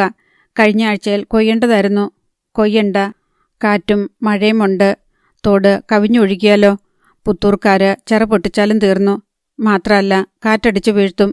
നമ്പൂതിരിപ്പാട് ക്രോധാവേശം പൂണ്ട് അലറി, ആര്യമ്പാടം ഇക്കുറി കൊയ്യണില്ല, മനസ്സിലായോ? ശങ്കിച്ചു നിന്ന ശേഷം അച്യുതൻ നായർ പോയി. മുറ്റത്ത് 1-2 കരിയില കണ്ടപ്പോൾ നമ്പൂതിരിപ്പാട് തൂപ്പുകരിയെ വിളിച്ച് അധിക്ഷേപിച്ചു. അപ്പോൾ തന്നെ ജോലിയിൽ നിന്ന് പറഞ്ഞയക്കുകയും ചെയ്തു. ആഹാരം കൊടുത്തത് ശരിയായില്ല. ഉച്ചയ്ക്ക് മേശയും കസേരകളും തള്ളിമറിച്ചു. കിണ്ടിയും മൊന്തയും വലിച്ചെറിഞ്ഞു. 3 ദിവസത്തേക്ക് ചോറ് വെച്ചു പോകരുതെന്ന് കൽപ്പന. എല്ലാം പട്ടിണി കിടക്കട്ടെ. കണ്ണിൽ കണ്ടതെല്ലാം കുറ്റമായി. കണ്ടവരോടെല്ലാം തട്ടിക്കേറി. എന്നും ഇതുതന്നെ പതിവ്. വിഷ്ണു വളരെ നാൾ കൂടി മീനുവിനെ രഹസ്യമായി ഒന്ന് കാണാൻ പോയിരുന്നു. തിരിച്ചു വന്നപ്പോൾ വൈകി. വിഷ്ണുവിൻ്റെ നേരെ കുറച്ച് ചീറി. 10 ദിവസത്തേക്ക് പുറത്തു പോകരുതെന്ന് കൽപ്പന. 2-3 തവണ കൈ ഓങ്ങിയെങ്കിലും അടി വീഴാതെ വിഷ്ണു തലയൂരിപ്പോന്നു. കുട്ടപ്പൻ മണലിന് പോയതിനാൽ കാണാൻ പറ്റിയില്ലെന്ന് വന്നു പറഞ്ഞ അച്യുതൻ നായരെ കുറെ പുലഭ്യം പറഞ്ഞ ശേഷം മേലാൽ ഇങ്ങോട്ട് വരേണ്ട എന്ന് പറഞ്ഞയച്ചു. നമ്പൂതിരിപ്പാട് നേരത്തെ കിടന്നുറങ്ങി. അധികം താമസിയാതെ ഞെട്ടിയുണരുകയും ചെയ്തു. പിന്നെ ഉറങ്ങാൻ കഴിഞ്ഞില്ല. കഠിനമായ ഭീതി അദ്ദേഹത്തെ വലയം ചെയ്തു. 100 കണക്കിന് ശവക്കല്ലറകൾ തുറക്കപ്പെടുന്നതും നിഴലുകൾ പുറത്തേക്ക് വരുന്നതും കണ്ടു. മച്ചകങ്ങളിൽ കൊടുങ്കാറ്റു വീശി. നരിച്ചീറുകൾ ഭയാനകമായ ശബ്ദങ്ങളെ പ്രസവിച്ചു. നിഴലുകളുടെ പടനിരകൾ ആക്രോശങ്ങളോടെ ഇരുളിലൂടെ അഭിയാനം തുടർന്നുകൊണ്ടിരുന്നു. 100 ക്ഷേത്രോത്സവങ്ങളുടെ ശബ്ദഘോഷം മനസ്സിൻ്റെ പ്രതലത്തെ വിറപ്പിച്ചു. നിഴലുകൾ മുഖത്തിനഭിമുഖമായി വന്ന രാക്ഷസരെ പോലെ കടന്നുപോയി. നമ്പൂതിരിപ്പാട് വേർത്ത് കിതച്ചു കിടന്നു. എന്തെങ്കിലും ചെയ്യാൻ കാലമായി എന്ന് ചിന്തിച്ചുകൊണ്ട് വിഷ്ണുവും ഉറങ്ങാതെ കിടന്നു. മനക്കിൽ നിന്ന് രക്ഷപ്പെടണം. തുറന്ന ആകാശവും തുറന്ന ഭൂമുഖവുമുള്ള ഒരജ്ഞാത ദേശത്തേക്ക് ഒളിച്ചോടണം. മീനുവിനെയും കൂട്ടി. വളരെ നാൾ കൂടിയാണ് മീനുവിനെ കണ്ടത്. ഹ്രസ്വമായ കൂടിക്കാഴ്ച. ഒന്നും പറയാനില്ലായിരുന്നു ആർക്കും. കുറെ പരിഭവം, ദുഃഖം, ആശങ്ക, പ്രതീക്ഷ, സ്വപ്നം, അത്രമാത്രം. ചെല്ലപ്പൻ ഇപ്പോൾ കുട്ടപ്പനുമായി പിണക്കത്തിലാണത്രേ. മണൽ വാരാൻ പോകുന്നില്ല. കുഞ്ഞാലിക്കോയയുടെ വീട് പണിക്ക് പോകുന്നുണ്ട്. കുട്ടപ്പനുമായി പിണങ്ങിയത് മീനുവിനിഷ്ടമായി. പിണങ്ങാനുള്ള കാരണമെന്തെന്ന് എത്ര ചോദിച്ചിട്ടും മീനുവിനോട് പറഞ്ഞില്ലത്രേ. എന്തായാലും ആ പിണക്കം നന്നായി എന്ന് വിഷ്ണുവിനും തോന്നി. കടക്കര ക്ഷേത്രോത്സവത്തിന്റെ രാത്രിയിൽ മീനുവിനെ കാണാം. ചെല്ലപ്പൻ ഉത്സവത്തിന് പോകും. അന്ന് രാത്രി കുറെ സംസാരിക്കണം. വിഷ്ണു മീനുവിനെ ധ്യാനിച്ച് കിടന്നുറങ്ങി. കടക്കര ഉത്സവത്തിന് പോരാൻ ചെല്ലപ്പൻ നിർബന്ധിച്ചുവെങ്കിലും മീനു പോയില്ല. അവൾ വരാതിരിക്കുന്നതാണ് നല്ലതെന്ന് ചെല്ലപ്പനും കരുതി. ഉത്സവ ദിവസങ്ങളിൽ അടിപിടിയുണ്ടാകാറുണ്ട്. വൈകിട്ട് ചെല്ലപ്പൻ ഇറങ്ങി. വഴക്കിനൊന്നും പോകരുതെന്ന് മീനു പ്രത്യേകം ഓർമ്മിപ്പിച്ചു. ചെല്ലപ്പൻ ഷാപ്പിൽ ചെന്ന് 3 കുപ്പി കള്ളും കപ്പയും കറിയും കഴിച്ചു. ഉത്സവത്തിന് പോകാൻ ഇറങ്ങിയതാണോ? വിളമ്പുകാരൻ ഗോപാലൻ ചോദിച്ചു. ഷാപ്പിൽ അധികം ആളില്ല. എല്ലാവരും കടക്കരയ്ക്ക് കടന്നിരിക്കുന്നു. കള്ളും ചാരായവും ഉത്സവ സ്ഥലത്ത് കിട്ടും. കുടിച്ചു മിന്നി നടക്കാം. ആണെങ്കിൽ പോകണ്ടെന്നാ ഞാൻ പറയുന്നേ. ചെല്ലപ്പൻ ചോദ്യഭാവത്തിൽ നോക്കി. ഉത്സവ സ്ഥലത്ത് വെച്ച് ചെല്ലപ്പനെ തല്ലാൻ കുട്ടപ്പനും പാർട്ടിയും ആലോചനയിട്ടിട്ടുണ്ട്. ഉച്ചയ്ക്ക് പറയുന്ന കേട്ടു. ഓ, പോകുന്നുണ്ടോ? പേടിച്ചോണ്ട് ജീവിക്കാൻ പറ്റുമോ? 5-6 പേരുണ്ട്. മനസാക്ഷിയില്ലാത്തവരാ. എനിക്കറിയാം. തടിമെടുക്കുകൊണ്ട് കാര്യമില്ല. പെങ്ങളെ ഓർത്തിട്ട് പോയാൽ മതി. ഞാൻ ഏതായാലും ഉത്സവത്തിന് തന്നെ ഇറങ്ങിയത്. ഗോപാലൻ പിന്നെ വിലക്കാൻ പോയില്ല. ചെല്ലപ്പൻ ബീഡി വലിച്ചുകൊണ്ട് ബെഞ്ചിൽ തന്നെ ഇരുന്നു. കുട്ടപ്പൻ തല്ലിയാൽ അവിടെ വെച്ച് കാണാമെന്ന് അയാൾ തീരുമാനിച്ചു. പേടിച്ച് പിന്മാറാനൊന്നും മനസ്സില്ല. അയാൾ തല്ലും മുൻപേ അയാളെ തല്ലേണ്ടതായിരുന്നു. തന്തയ്ക്ക് പിറക്കാഴികയല്ലേ അയാൾ കാണിച്ചത്. സീതമ്മ തൻ്റെ പെണ്ണാണെന്ന് അയാൾക്ക് വളരെ മുൻപേ അറിയാവുന്നതാണ്. ശൃംഗരിക്കാൻ ശ്രമിക്കുന്നത് നേരത്തെ മനസ്സിലാക്കിയിരുന്നു. ആയിക്കോട്ടെ എന്ന് കരുതി കണ്ണടച്ചു. തേയ്മാനം സംഭവിക്കുന്നില്ലല്ലോ. സീതമ്മയുടെ വീട്ടിൽ ഊണ് കഴിഞ്ഞിരുന്നപ്പോൾ ഒരാശ. അല്പം ചാരായം വേണം. ചാരായമെടുക്കാൻ താനാണ് സീതമ്മയെ പറഞ്ഞയച്ചത്. അല്പം അകലെ ഒരു ഷെഡിലാണ് കോട കലക്കുന്നതും വാറ്റുന്നതും. മൂത്രമൊഴിച്ചിട്ടു വരട്ടെ എന്നും പറഞ്ഞാണ് കുട്ടപ്പൻ ഇറങ്ങിപ്പോയത്. നേരം കുറേയായിട്ടും സീതമ്മയെ കാണുന്നില്ല. കുറെ കഴിഞ്ഞ് കുട്ടപ്പൻ വന്നു. അയാളുടെ മുഖത്തെ ജാള്യതയും പരിഭ്രമവും അന്നേരം ശ്രദ്ധിച്ചില്ല. തള്ളയെ വിളിച്ച് സീതമ്മ എവിടെ എന്ന് ചോദിച്ചപ്പോൾ ചായ്പിലുണ്ടെന്ന് മറുപടി പറഞ്ഞു. ഇനി ചാരായം കുടിക്കേണ്ട, പോകാമെന്ന് പറഞ്ഞ് കുട്ടപ്പൻ തിടുക്കം കൂട്ടി. പോകാനിറങ്ങിയപ്പോൾ തള്ള ചെവിയിൽ പറഞ്ഞു. സീതമ്മ കരയുകയാണെന്നും കാര്യം ചോദിച്ചിട്ട് പറയുന്നില്ലെന്നും. കുട്ടപ്പൻ പോകാമെന്ന് പറഞ്ഞ് മുള്ളിന്മേൽ നിൽക്കുന്നു. കടവിലേക്ക് പോയിക്കൊള്ളാനും ഞാൻ സീതമ്മയെ കണ്ടിട്ട് വന്നേക്കാമെന്നും കുട്ടപ്പനോട് പറഞ്ഞു. സീതമ്മയെ എപ്പോൾ വേണമെങ്കിലും കാണാമല്ലോ, ഇപ്പോൾ വാ എന്ന് കുട്ടപ്പൻ. ചായ്പിലേക്ക് കയറിയപ്പോൾ ഞങ്ങൾ വള്ളം വിട്ടു പോകുമെന്ന് കുട്ടപ്പൻ പറഞ്ഞത് തമാശയാണെന്ന് കരുതി അവർ കടവിലേക്ക് പോവുകയും ചെയ്തു. സീതമ്മ ചായ്പിൽ മുഖം പൊത്തിയിരുന്ന് കരയുന്നു. വളരെ നിർബന്ധിച്ചപ്പോൾ അവൾ പറഞ്ഞു കുട്ടപ്പൻ ബലാത്കാരത്തിന് ശ്രമിച്ചെന്ന്. അവൻ മൂത്രമൊഴിക്കാനെന്നും പറഞ്ഞു പോയത് കോട ഷെഡിലേക്ക്. സീതമ്മയെ വീഴ്ചയ്ക്ക് നിർബന്ധിച്ചു. ചെല്ലപ്പനൊരു മണ്ടനാണത്രേ. ഒരു തവണ വഴങ്ങിത്തന്നാലൊന്നും അവൻ അറിയുകയില്ലത്രേ. ഒറ്റത്തവണ മതി. പൊന്മോതിരം പണിയിച്ച് കൊടുക്കാൻ പോലും. വഴങ്ങാഞ്ഞപ്പോൾ ബലാത്കാരത്തിന് ശ്രമിച്ചു. കുറെ മൽപ്പിടുത്തം നടത്തി. ഒടുവിൽ അവൾ രക്ഷപ്പെട്ട് ഓടിപ്പോന്നു. തലച്ചോറിന് തീ പിടിച്ചുപോയി. കടവിൽ പാഞ്ഞെത്തിയപ്പോഴേക്കും കുട്ടപ്പനും കൃഷ്ണൻകുട്ടിയും വള്ളം വിട്ടു പോയി കഴിഞ്ഞിരുന്നു. തിരിച്ചു ചെന്ന് അവളെ സമാധാനിപ്പിച്ചു. അവൾ കാലു പിടിച്ച് കരഞ്ഞു പറഞ്ഞപ്പോൾ കുട്ടപ്പനുമായി വഴക്കുണ്ടാക്കുകയില്ലെന്ന് ഉറപ്പു നൽകി. 4 മണിയായപ്പോൾ മണൽ കയറ്റിപ്പോന്ന ഒരു വള്ളം കിട്ടി. നേരെ ഷാപ്പിൽ ചെന്നു. കുട്ടപ്പനും കൃഷ്ണൻകുട്ടിയുമുണ്ട് ഷാപ്പിൽ. ഒരൊറ്റ കുത്തിന് ചങ്ക് പൊളിക്കണമെന്നാണ് കരുതിയത്. സുബോധമില്ലായിരുന്നു. തെറി വിളിച്ചതാണോ തെറ്റായിപ്പോയത്? പുഴുത്ത തെറി കൊണ്ട് മൂടി കലി അടങ്ങുന്നതുവരെ, നെഞ്ചിലെ കത്തലും ഉരുക്കവും തീരുന്നതുവരെ തെറി പറഞ്ഞു. തന്തയ്ക്കും തള്ളയ്ക്കും തന്തയുടെ തള്ളയ്ക്കും വിളിച്ചു ചൊല്ലി. ഇങ്ങോട്ട് വഴക്കിന് വരികയോ ഒരു തെറിയെങ്കിലും പറയുകയോ ചെയ്താൽ കുത്തിമലർത്തണമെന്ന് കരുതി വലതുകൈ പിച്ചാത്തിപ്പിടിയിൽ തന്നെ വെച്ചിരുന്നു. ആളുകൾ എത്ര പേർ ഓടിക്കൂടി. കുട്ടപ്പൻ്റെ വായിൽ നാക്കുണ്ടായിരുന്നോ? ജനത്തിന് കാര്യം മനസ്സിലായില്ല. പറയാൻ പറ്റുമോ? ആളുകൾ എങ്ങനെ അമ്പരക്കാതിരിക്കും? ഒരുമിച്ച് ആത്മാർത്ഥതയോടെ ജോലി ചെയ്തിരുന്നവർ ഒരു സന്ധ്യയ്ക്ക് കീരിയും പാമ്പും പോലെയാവുക. തന്നോടുള്ള വൈരാഗ്യം വഴക്കിന് കാരണം അന്വേഷിച്ചവരോടാണത്രേ കുട്ടപ്പൻ തീർത്തത്. എല്ലാവരെയും ചീത്ത വിളിച്ചു.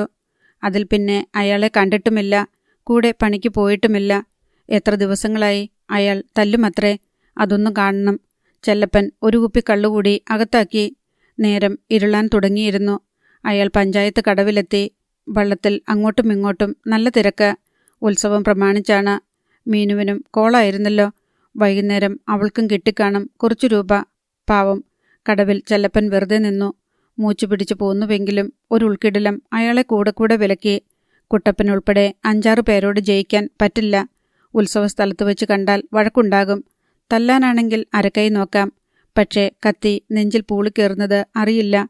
എവിടെ നിന്നാണെന്നോ ആരാണ് കുത്തിയതെന്നോ അറിയാൻ പറ്റില്ല. വഴക്കിൽ ചെല്ലപ്പൻ ചത്താലും കുട്ടപ്പൻ ചത്താലും നഷ്ടപ്പെടുന്നത് മീനുവിനാണ്. പോകണോ വേണ്ടയോ എന്ന് സംശയിച്ച് കുറേ നേരം കൂടി നിന്നു. അങ്ങനെ പേടിച്ചാൽ ഒളിക്കാൻ കാടുണ്ടോ എന്ന് വിചാരിക്കുമ്പോൾ പോകാൻ തോന്നും. മീനുവിൻ്റെ കാര്യമോർക്കുമ്പോൾ പോകേണ്ടെന്നും. ഭീരുത്വത്തിന് തൻ്റെയിടം വഴങ്ങുന്നില്ല. തൻ്റെയിടത്തിന് യുക്തിയും വഴങ്ങുന്നില്ല. വഴക്ക് വില കൊടുത്ത് വാങ്ങിക്കേണ്ട എന്ന് തീരുമാനിച്ച് ചെല്ലപ്പൻ തിരിച്ചു പോന്നു. ഷാപ്പിൽ കയറി 2 കുപ്പി കള്ളുകൂടി കുടിച്ചു. തിരിച്ചു പോന്നത് ഗോപാലിന് സന്തോഷമായി. ചെല്ലപ്പനെ അയാൾക്ക് സ്നേഹമാണ്. കണ്ണിലിരുട്ടോടുകൂടി ചെല്ലപ്പൻ വീട്ടിലെത്തി. മുറിയിൽ വിളക്ക് കത്തുന്നു. മീനുമില്ല. വിളിച്ചു നോക്കി. മറുപടി ഉണ്ടായില്ല. അധ്യായം 27. വിഷ്ണുവിൻ്റെ മടിയിൽ തലവെച്ച് കിടക്കവേ മീനുവിന് വല്ലാത്ത അസ്വസ്ഥത തോന്നി. അതിൻ്റെ ഹേതുവെന്തെന്ന് മനസ്സിലായില്ല. തങ്ങളുടെ സ്നേഹബന്ധത്തിന് അനേകം പോരായ്മകളുണ്ടെന്ന് അവൾ വിചാരിച്ചു. അതൊരു കുട്ടിക്കളി പോലെ ബാലിശമാണോ എന്ന് ശങ്കിച്ചു. മീനും മിക്കപ്പോഴും അതേക്കുറിച്ച് ചിന്തിച്ചിരുന്നു. വിഷ്ണു നിഷ്കളങ്കനാണെന്ന് അവൾക്കറിയാം. എന്നാലും അയാൾ കാണിക്കുന്ന തൻ്റെയിടം ബുദ്ധിമാന്യത്തെ സൂചിപ്പിക്കുന്നുവെന്ന് തോന്നി. സുരക്ഷിത മാർഗത്തെക്കുറിച്ച് വലിയ ചിന്തയില്ലാത്ത എടുത്തുചാട്ടക്കാരൻ്റെ സ്വഭാവം അവൾക്ക് മനസ്സിലായി. പൊടുന്നനെ പ്രവർത്തിക്കുന്നതുകൊണ്ട് അയാളുടെ മനസ്സിനും ചിന്തകൾക്കും വേണ്ടത്ര ആഴമില്ലെന്ന് അവൾ കരുതി. അയാളുടെ തീരുമാനങ്ങൾക്ക് ഒരുതരം മൃഗീയതയുണ്ടെന്ന് അവൾ കണ്ടെത്തി. തീരെ നിസ്സാരമായ കാര്യത്തിനു പോലും വളരെ വലിപ്പം നൽകി വേണ്ടാത്ത ആവേശം കാട്ടുന്നു. വാശിയോടെയാണ് അയാൾ സ്നേഹിക്കുന്നത്. ശരാശരി മനുഷ്യനെപ്പോലെ അല്പം മുൻവിധിയോടെ തീരുമാനങ്ങളെടുക്കാനുള്ള ബുദ്ധിവികാസം വിഷ്ണുവിനില്ല. ഭാവിയെക്കുറിച്ച് മീനു ഉത്കണ്ഠാകുലയായിരുന്നു. കരുതിക്കൂട്ടി ലക്ഷ്യം കണ്ട് ആസൂത്രണം ചെയ്ത ശേഷം പ്രശാന്തമായൊരു ഒഴുക്കുപോലെ നീങ്ങുന്ന ജീവിതത്തെ അവൾ സങ്കൽപ്പിച്ചു. ഇപ്പോഴത്തേത് ലക്ഷ്യമില്ലാത്ത വന്യമായ പ്രവാഹമാണ്. ചിലപ്പോൾ വെള്ളച്ചാട്ടം പോലെയും ചിലപ്പോൾ തീരെ മന്ദഗതിയിലും. വിഷ്ണു ശാന്തമായി പ്രവർത്തിക്കണമെന്ന് അവൾ ആഗ്രഹിച്ചു. വൈരാഗ്യം കൊള്ളാതെ പക്വതയോടെ നീങ്ങണം. പക്ഷേ അത് വിഷ്ണുവിനെപ്പോലെ ചെറിയ മനസ്സുള്ള ഒരുവന് കഴിയുകയില്ല. വിഷ്ണു ശ്രീദേവിയെയും വിജയനെയും സഹായിച്ച കഥ മീനുവിനോട് പറഞ്ഞിരുന്നു. അവൾ അപ്പോൾ അയാളെക്കുറിച്ച് അഭിമാനം കൊണ്ടു. കാര്യക്ഷമമായി പ്രവർത്തിക്കാൻ വിഷ്ണുവിന് കഴിയുമെന്ന് കരുതി. ഒരു വക അഹങ്കാരത്തോടെ അയാൾ ആ കഥ കൂടെ പറഞ്ഞിരുന്നു. ആ മനുഷ്യൻ എത്ര ചെറുതാണെന്നും എത്ര ബാലിശമായ ബുദ്ധിയാണ് അയാൾക്കുള്ളതെന്നും മീനു നിരാശപ്പെട്ടു. ആ സംഭവത്തിൽ വിഷ്ണുവിന് വലിയ പങ്കൊന്നുമില്ലെന്ന് അവൾ ഊഹിച്ചു. വർഷങ്ങളായി സ്നേഹിച്ചിരുന്ന 2 പേർ. വിഷ്ണു ഒരു സന്നിഗ്ധ ഘട്ടത്തിൽ പുരുഷനോട് ചോദിച്ചു, സ്വീകരിക്കാൻ തയ്യാറാണോ എന്ന്. അതെ എന്ന് ഉത്തരം. ഇനി സ്ത്രീയെ പോകാൻ പ്രേരിപ്പിക്കുക. സ്ത്രീയെയാണ്. എളുപ്പം സാധിക്കും. പോകൂ എന്ന് 10 വട്ടം പറഞ്ഞാൽ മതി. അവൾ പോകും. പോയി. വിഷ്ണു ധൈര്യം കാണിച്ചു. ധൈര്യം കാണിക്കാൻ ബുദ്ധിയുടെ ആവശ്യമില്ല. ഇതാണ് വിഷ്ണുവിൻ്റെ പങ്ക്. എങ്കിലും മീനുവിന് അയാളെ സ്നേഹിക്കാതിരിക്കാൻ കഴിഞ്ഞില്ല. അയാളുടെ പോരായ്മകളെക്കുറിച്ച് അനുകമ്പാപൂരിതമായ ഒരു ഹൃദയമാണ് അവൾക്കുണ്ടായിരുന്നത്. അയാൾ വേദനിക്കുന്നത് അവൾ സഹിക്കുകയില്ല. ജീവിതത്തിൻ്റെ തനതായ ഉൾക്കാഴ്ചയിലേക്കും ഉണ്മയിലേക്കും വിഷ്ണു ക്രമേണ എത്തിച്ചേരുമെന്ന് അവൾ വിശ്വസിച്ചു. അയാൾ ജീവനേക്കാൾ അധികമായി തന്നെ സ്നേഹിക്കുന്നുണ്ടെന്ന് അവൾക്കറിയാം. അവളുടെ സംശയങ്ങളും ആശങ്കകളും വിഷ്ണുവിനെ സമീപിക്കുമ്പോൾ അലിഞ്ഞു പോകുന്നു. ഒരു സ്ത്രീയോടാണെങ്കിൽ ചിലതെല്ലാം പറയാം. ഇതൊരു പുരുഷൻ 100 സംശയങ്ങളുമായി അയാളുടെ അടുത്തെത്തുമ്പോൾ ഒരു പെണ്ണിൻ്റെ ശാരീരികവും മാനസികവുമായ വിധേയത്വവും സ്വാതന്ത്ര്യത്തിൻ്റെ പരിമിതിയും അവളെ കുഴയ്ക്കുന്നു. വിഷ്ണുവിൻ്റെ വൈരാഗ്യത്തോടു കൂടിയ സ്നേഹം അനുഭവിക്കവേ അവൾ സകലതും മറന്നു. വാക്കുകൾ കൊണ്ട് രൂപം കൊടുക്കാനറിയാത്ത അനേകം ചോദ്യങ്ങൾ അവൾക്കുണ്ട്, ചിന്തകളുണ്ട്. വിഷ്ണുവിൻ്റെ വന്യവും മൃഗീയവുമായ സ്നേഹത്തിൽ മുങ്ങിമരിക്കാൻ അവൾ ആഗ്രഹിച്ചു. ഒരു പക്ഷേ വിഷ്ണുവിന് തന്നെയും കൊണ്ട് ഒളിച്ചോടാൻ കഴിയുമെന്ന് അവൾ വിചാരിച്ചു. ഒളിച്ചോടണമെന്നാണ് വിഷ്ണു പറഞ്ഞതും. അതോടെ മീനുവിന് ഉത്കണ്ഠയും ഭീതിയും പെരുകി. സ്നേഹത്തിനായി അയാൾ അമിതമായ തൻ്റെടവും ആത്മവിശ്വാസവും കാണിക്കുകയാണെന്നും കുറെ കൂടി താമസിച്ച് പക്വമായ ഒരു തീരുമാനമെടുക്കുന്നതാണ് നല്ലതെന്നും മീനു കരുതി.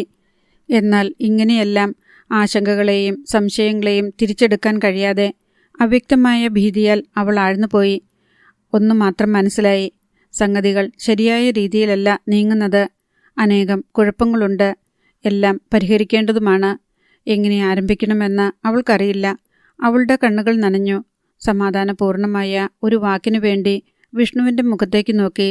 വിഷ്ണു അവളുടെ മുഖം മടിയിൽ ചേർത്ത് വെച്ചുകൊണ്ട് ചലിക്കാതെയിരുന്നു. അയാളുടെ ഹൃദയത്തിൽ അനുഭൂതികൾ നിറഞ്ഞിരുന്നു. സ്നേഹവികാരങ്ങളുടെ ആ നീല ജലാശയത്തിൽ ഒരു ചെറിയ ഓളം പോലും ഉണ്ടാകാതിരിക്കാൻ അയാൾ ശ്രദ്ധിച്ചു. നമുക്ക് പോകണം ഈ നാട്ടിൽ നിന്ന്. വിഷ്ണു പറഞ്ഞപ്പോൾ മീനു വല്ലാതെ ചൂളി. കുറെ കൂടി കഴിയട്ടെ, ഇനി താമസിക്കരുത്. വേറെ ഒരു വഴിയില്ലേ? മീനുവിന് എന്തൊക്കെയോ പറയണമെന്നുണ്ടായിരുന്നു. ഒന്നും പറയാൻ കഴിഞ്ഞില്ല. അവൾ അയാളുടെ കൈത്തലങ്ങൾ കൊണ്ട് മുഖം മറച്ചു. അതിനുള്ളിൽ സുരക്ഷിതത്വമുണ്ടെന്ന് കരുതി ഒളിച്ചിരിക്കാൻ ആഗ്രഹിച്ചു. തന്നെ പരിപൂർണമായും വിഷ്ണുവിന് വിട്ടുകൊടുത്താക്കാമെന്ന് അവൾ ഉറച്ചു. ജീവിതത്തിലേക്കോ മരണത്തിലേക്കോ എവിടെ വേണമെങ്കിലും കൊണ്ടുപോയിക്കൊള്ളട്ടെ. ഒരു മണ്ടിപ്പെണ്ണിനെ പോലെ കൂടെ പോകാം. വിഷ്ണു ആവേശത്തോടെ അവളുടെ മുഖം പിടിച്ചുയർത്തി കണ്ണിലെ നക്ഷത്രങ്ങളെ നോക്കി. അവൾ കണ്ണടച്ചപ്പോൾ ഇരുമിഴികളിലും മാറി മാറി ചുംബിച്ചു. കവിളിൽ താടിയുരസി. മീനു അയാളുടെ കഴുത്തിലൂടെ കൈയിട്ട് കെട്ടിപ്പിടിച്ചു. രണ്ടുപേരും വന്യമായ ആവേശത്തോടെ അങ്ങോട്ടും ഇങ്ങോട്ടും കെട്ടിമറിഞ്ഞുരുണ്ടു. വിഷ്ണു കിതപ്പോടെ തലയുയർത്തി അവളുടെ ചുണ്ടുകളിലേക്ക് തൻ്റെ ചുണ്ടുകൾ ചേർത്ത് വെച്ചു. അവളുടെ നിശ്വാസത്തെ ഏറ്റുവാങ്ങി. പിന്നെ മൃഗീയമായ ആസക്തിയോടെ ആ അധരങ്ങളെ അയാൾ നുകർന്നു. മീനുവിന് ശ്വാസം മുട്ടുന്നതായി തോന്നിയിരുന്നു. ഒരു ചെറുകണികയായി അവൾ ചുരുങ്ങിപ്പോയി. അലിഞ്ഞലിഞ്ഞ് എവിടെയോ ലയിച്ച് തീരെ ഇല്ലാതായി. ചെല്ലപ്പന് എന്തു ചെയ്യണമെന്നൊരു രൂപവും കിട്ടിയില്ല. അയാൾ അടിമുടി വിറയ്ക്കുന്നുണ്ടായിരുന്നു. കണ്ണിൽ തീക്കനലുകൾ ഇളകി. നെഞ്ചിൽ പകയുടെ തീയുമായി അയാൾ പുഴക്കരയിൽ ചുറ്റിത്തിരിഞ്ഞു. അരണ്ട നാട്ടുവെട്ടത്തിൽ റോഡിന് താഴെ പുഴവക്കത്തെ മൺതിട്ടിലൂടെ ഒരു രൂപം സാവധാനം വരുന്നത് അയാൾ കണ്ടു. മറ്റൊരു രൂപം റോഡിലേക്ക് കയറി അകലുന്നു. ചെല്ലപ്പൻ്റെ കാലുകൾ തരിച്ചു. അയാൾ ഓടി റോഡിൽ കയറി റോഡിലൂടെ പാഞ്ഞു. വിഷ്ണു ഷാപ്പിനപ്പുറം കടന്നു കഴിഞ്ഞിരുന്നു. തോമസ് ചേട്ടൻ്റെ കടയ്ക്കടുത്തെത്തി. ചടുലവും കനമേറിയതുമായ പാദപതന ശബ്ദം കേട്ട് അയാൾ തിരിഞ്ഞു നോക്കി. ചെല്ലപ്പൻ. അയാൾ തൻ്റെ നേർക്കാണെന്നറിഞ്ഞപ്പോൾ വിഷ്ണു ഞെട്ടിത്തരിച്ചു. ഓടുകയാണോ നിൽക്കുകയാണോ വേണ്ടതെന്ന് തീരുമാനിക്കാൻ കഴിഞ്ഞില്ല. കാള മുക്രയിടുന്ന പോലെ ഒരു ശബ്ദം, നിലവിളി പോലെ ഒരലർച്ച. ഭാരമുള്ള ഒരു കല്ല് തലയിൽ വീണ പോലെ വിഷ്ണുവിന് തോന്നി. അയാളുടെ കണ്ണിൽ ആകാശത്തിന് തീ പിടിച്ചു. വിഷ്ണു പിന്നോട്ട് വേച്ചു. അയാൾ പിടിച്ചു നിൽക്കാൻ ശ്രമിക്കവേ ചെല്ലപ്പൻ്റെ കാൽ ഉദരത്തിൽ പതിഞ്ഞു. വിഷ്ണു ഒന്ന് നിലവിളിച്ചു. കൈകൾ ആശ്രയത്തിനായി വായുവിൽ ചുരമാന്തി. അയാൾ പിന്നോക്കം മലച്ചു വീണു. അയാളുടെ നെഞ്ചിൽ കനത്ത ഭാരം കയറി. കണ്ണുകൾ ഇരുട്ടിലാണ്ടു. അലർച്ചയും നിലവിളിയും കേട്ട് ഷാപ്പിലും കടകളിലും ഉണ്ടായിരുന്നവർ ഓടിയെത്തി. റോഡിൽ വിഷ്ണു ഒരു പുഴുവിനെപ്പോലെ പിടഞ്ഞുരുണ്ടു. ചെല്ലപ്പൻ്റെ കൈകാലുകൾ പ്രവർത്തിക്കുന്നത് നിലച്ചിരുന്നില്ല. ആളുകൾ ചെല്ലപ്പനെ പിടിച്ചു മാറ്റി. അയാൾ കുതിറുകയും തെറി വിളിക്കുകയും ചെയ്തു. ആളുകൾ അയാളെ അടക്കി നിർത്താൻ ശ്രമിച്ചു. ചെല്ലപ്പൻ്റെ ചുറ്റിലുമായി അവർ കൂടി നിന്നു. തോമസ് ചേട്ടനും മറ്റു ചിലരും കൂടി വിഷ്ണുവിനെ താങ്ങിയെടുത്ത് കടയിലേക്ക് കൊണ്ടുപോയി. ചെല്ലപ്പനെ ഓരോരുത്തർ ചോദ്യങ്ങൾ കൊണ്ട് പൊതിഞ്ഞു. അയാൾ നിലത്തിരുന്ന് പൊട്ടിക്കരഞ്ഞു. അവനിങ്ങനെ ചെയ്യുന്ന ആരെങ്കിലും കരുതുവോ? എൻ്റെ പൊന്നു പെങ്ങളെ അവൻ. വിഷ്ണുവിൻ്റെ മുറിവുകളെല്ലാം തോമസ് ചേട്ടൻ കഴുകി. പലയിടത്തും തൊലിപ്പൊട്ടി ചോരയൊലിച്ചിരുന്നു. മുറിവുകളേക്കാൾ ക്ഷതങ്ങളായിരുന്നു കൂടുതൽ. അല്പം വെള്ളം കൂടി കുടിച്ചു കഴിഞ്ഞപ്പോൾ വിഷ്ണുവിന് ആശ്വാസമായി. അയാൾ ബന്ധപ്പെട്ട് എഴുന്നേറ്റിരുന്നു. ദേഹമാകെ ചതഞ്ഞുവെങ്കിലും അയാൾക്കതിൽ വിഷമമൊന്നും തോന്നിയില്ല. ആരോടും ഒന്നും മിണ്ടിയുമില്ല. തോമസ് ചേട്ടൻ ചോദിച്ചപ്പോൾ കാര്യങ്ങളൊക്കെ പിന്നീട് പറയാമെന്ന് പറഞ്ഞു. വല്ല വിധേനയും നടക്കാമെന്നുറപ്പു തോന്നിയപ്പോൾ അവിടെ നിന്നും ഇറങ്ങി. റോഡിലും കടയ്ക്കു മുൻപിലും കണ്ണിൽ ചോദ്യവുമായി അനേകം പേർ കൂട്ടം കൂടി നിന്നിരുന്നു. തോമസ് ചേട്ടൻ കൊടുത്ത തുണിക്കഷ്ണം ഉപയോഗിച്ച് മുറിവുകൾ ഒപ്പിക്കൊണ്ട് വിഷ്ണു മനക്കിലേക്ക് നടന്നു. അയാൾ വേച്ചു വീഴാൻ ഭാവിക്കുന്നത് കണ്ട് തോമസ് ചേട്ടൻ തൻ്റെ മകനായ ജോസിനെ കൂടി വിഷ്ണുവിൻ്റെ തുണയ്ക്ക് പറഞ്ഞയച്ചു. ഇടിച്ചു നുറുക്കിയതുപോലെ വേദന അസഹ്യപ്പെടുത്തുമ്പോഴും വിഷ്ണുവിന് ദുഃഖമോ അപമാനമോ തോന്നിയില്ല. അയാൾ തികച്ചും ശാന്തനായി കാണപ്പെട്ടു. പടിപ്പുരയ്ക്കൽ വരെ വിഷ്ണുവിനെ കൊണ്ടുചെന്നാക്കിയിട്ട് ജോസ് തിരിച്ചു പോന്നു. ഇതിനകം വാർത്ത പാലത്തുരുത്തിൽ പലയിടത്തും വ്യാപിച്ചു കഴിഞ്ഞിരുന്നു. ചെല്ലപ്പനെ ഷാപ്പിൽ കൊണ്ടുചെന്നിരുത്തി. എന്തൊക്കെയായാലും വിഷ്ണുവിനെ തല്ലിയത് മോശമായി പോയെന്ന് എല്ലാവരും കുറ്റപ്പെടുത്തി. അത് വിഷ്ണുവിനോടുള്ള ദയ കൊണ്ടല്ല.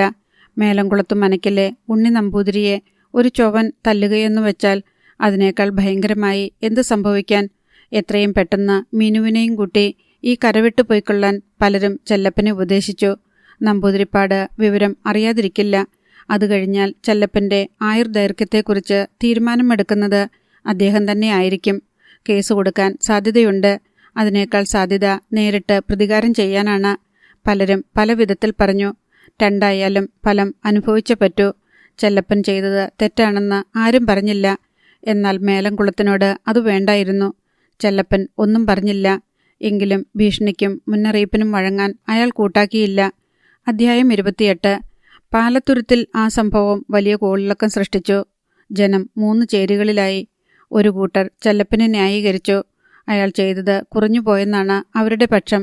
സഹോദരിയെ പിഴപ്പിക്കാൻ ശ്രമിച്ചത് നമ്പൂതിരിയല്ല, രാജാവായാലും ചെയ്യേണ്ടത് ഇതാണ്. ഇതാരും ചെയ്തു പോകും. മറ്റൊരു കൂട്ടർ വിഷ്ണുവിനെയും ചെല്ലപ്പനെയും കുറ്റപ്പെടുത്തി. വിഷ്ണു ചെയ്തതും ശരിയല്ല, ചെല്ലപ്പൻ ചെയ്തതും ശരിയല്ല. ഇപ്പോൾ നേട്ടം ആർക്കുമില്ല, നഷ്ടമേയുള്ളൂ. മീനുവിൻ്റെ സൽപ്പേര് വഷളായി. ചെല്ലപ്പൻ്റെ ജീവിതം തുലാസിലുമായി. വിഷ്ണുവിൻ്റെ ആരോഗ്യത്തിനും കോട്ടം തട്ടി. നേട്ടമുണ്ടായത് ജനങ്ങൾക്ക്. അഭിപ്രായം പറയാനും തർക്കിക്കാനും രോഷം കൊള്ളാനും സർവോപരി രസിക്കാനും ഒരു വിഷയം ലഭിച്ചു. യാഥാസ്ഥിതികരുടെ ചേരി ചെല്ലപ്പനെ കുറ്റപ്പെടുത്തി. ചോകോൻ നമ്പൂതിരിയെ തല്ലാൻ പാടുണ്ടോ? പെങ്ങളെ എന്നല്ല, മക്കളെയോ അമ്മയെയോ ഭാര്യയെയോ പ്രാപിച്ചെന്നു വരും. നൂറ്റാണ്ടുകളായി അങ്ങനെയൊരു പാരമ്പര്യം നിലവിലിരുന്നതുമാണ്. പാലത്തുരുത്തിലെ പാവങ്ങളുടെ പാർട്ടി ചെല്ലപ്പൻ്റെ സഹായത്തിനെത്തി. പോലീസ് മുഖേനയോ ഗുണ്ടകൾ മുഖേനയോ ചെല്ലപ്പനും മീനുവിനും ഉപദ്രവമുണ്ടാകാതിരിക്കാനും ഉണ്ടായാൽ അതിനെ നേരിടാനും അവർ തീരുമാനമെടുത്തു. പാർട്ടിയെ സംബന്ധിച്ചിടത്തോളം അതൊരു വർഗസമരത്തിൻ്റെ പ്രശ്നമായിരുന്നു. അഭിമാനത്തിൻ്റെ കൂടി പ്രശ്നമായി അവർ അത് കണക്കിലെടുത്തു. മേലംകുളത്തിനെ എവിടെയൊക്കെ എതിർക്കാനും മുട്ടുകുത്തിക്കാനും കഴിയുന്നുവോ അവിടെയെല്ലാം ലാഭനഷ്ടങ്ങൾ നോക്കാതെ അവർ ചാടി വീണു. നിരന്തര സമരത്തിൻ്റെ കഥയാണ് അവർക്ക് പറയാനുണ്ടായിരുന്നതും. അനന്തകൃഷ്ണൻ്റെ രക്തം, അനേകം സഖാക്കളുടെ ജീവിതം. ചെല്ലപ്പൻ ആരെയും ഭയന്നില്ല, എവിടേക്കും ഒളിച്ചോടാൻ പോയില്ല. പതിവ് പോലെ പണിയുകയും കള്ളുകുടിക്കുകയും ഏകനായി വീട്ടിലെത്തുകയും ചെയ്തു. അയാൾ സന്തോഷവാനോ സംതൃപ്തനോ അല്ല.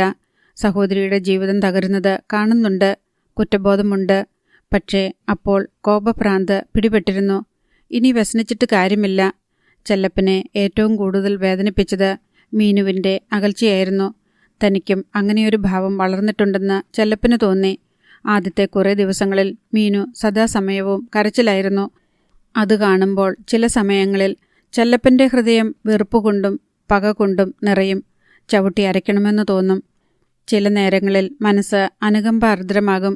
അപ്പോഴൊക്കെ ഒന്ന് തലോടാൻ, സാന്ത്വനങ്ങൾ കൊണ്ട് പൊതിയാൻ ആഗ്രഹിക്കും. ഈയിടെയായി കരച്ചിലില്ല. എന്നാൽ തങ്ങൾക്കിടയിൽ വളരുന്ന അകൽച്ച സഹിക്കാൻ കഴിഞ്ഞില്ല. അതിൽ രണ്ടാളും പരസ്പരം പഴിച്ചു. മനസ്സുകൊണ്ട് തമ്മിൽ സംസാരിക്കുകയില്ല. ചെല്ലപ്പൻ സാധനങ്ങൾ വാങ്ങിക്കൊണ്ടുവരും. മീനു പാകം ചെയ്യും. ഇരുവരും കഴിച്ചെന്നു വരുത്തും. പാടെ കിടന്നുറങ്ങും. തങ്ങൾക്കിടയിലുള്ള സ്നേഹം നശിച്ചുവെന്നും വെറുക്കപ്പെടുകയാണെന്നും ഇരുവരും കരുതി.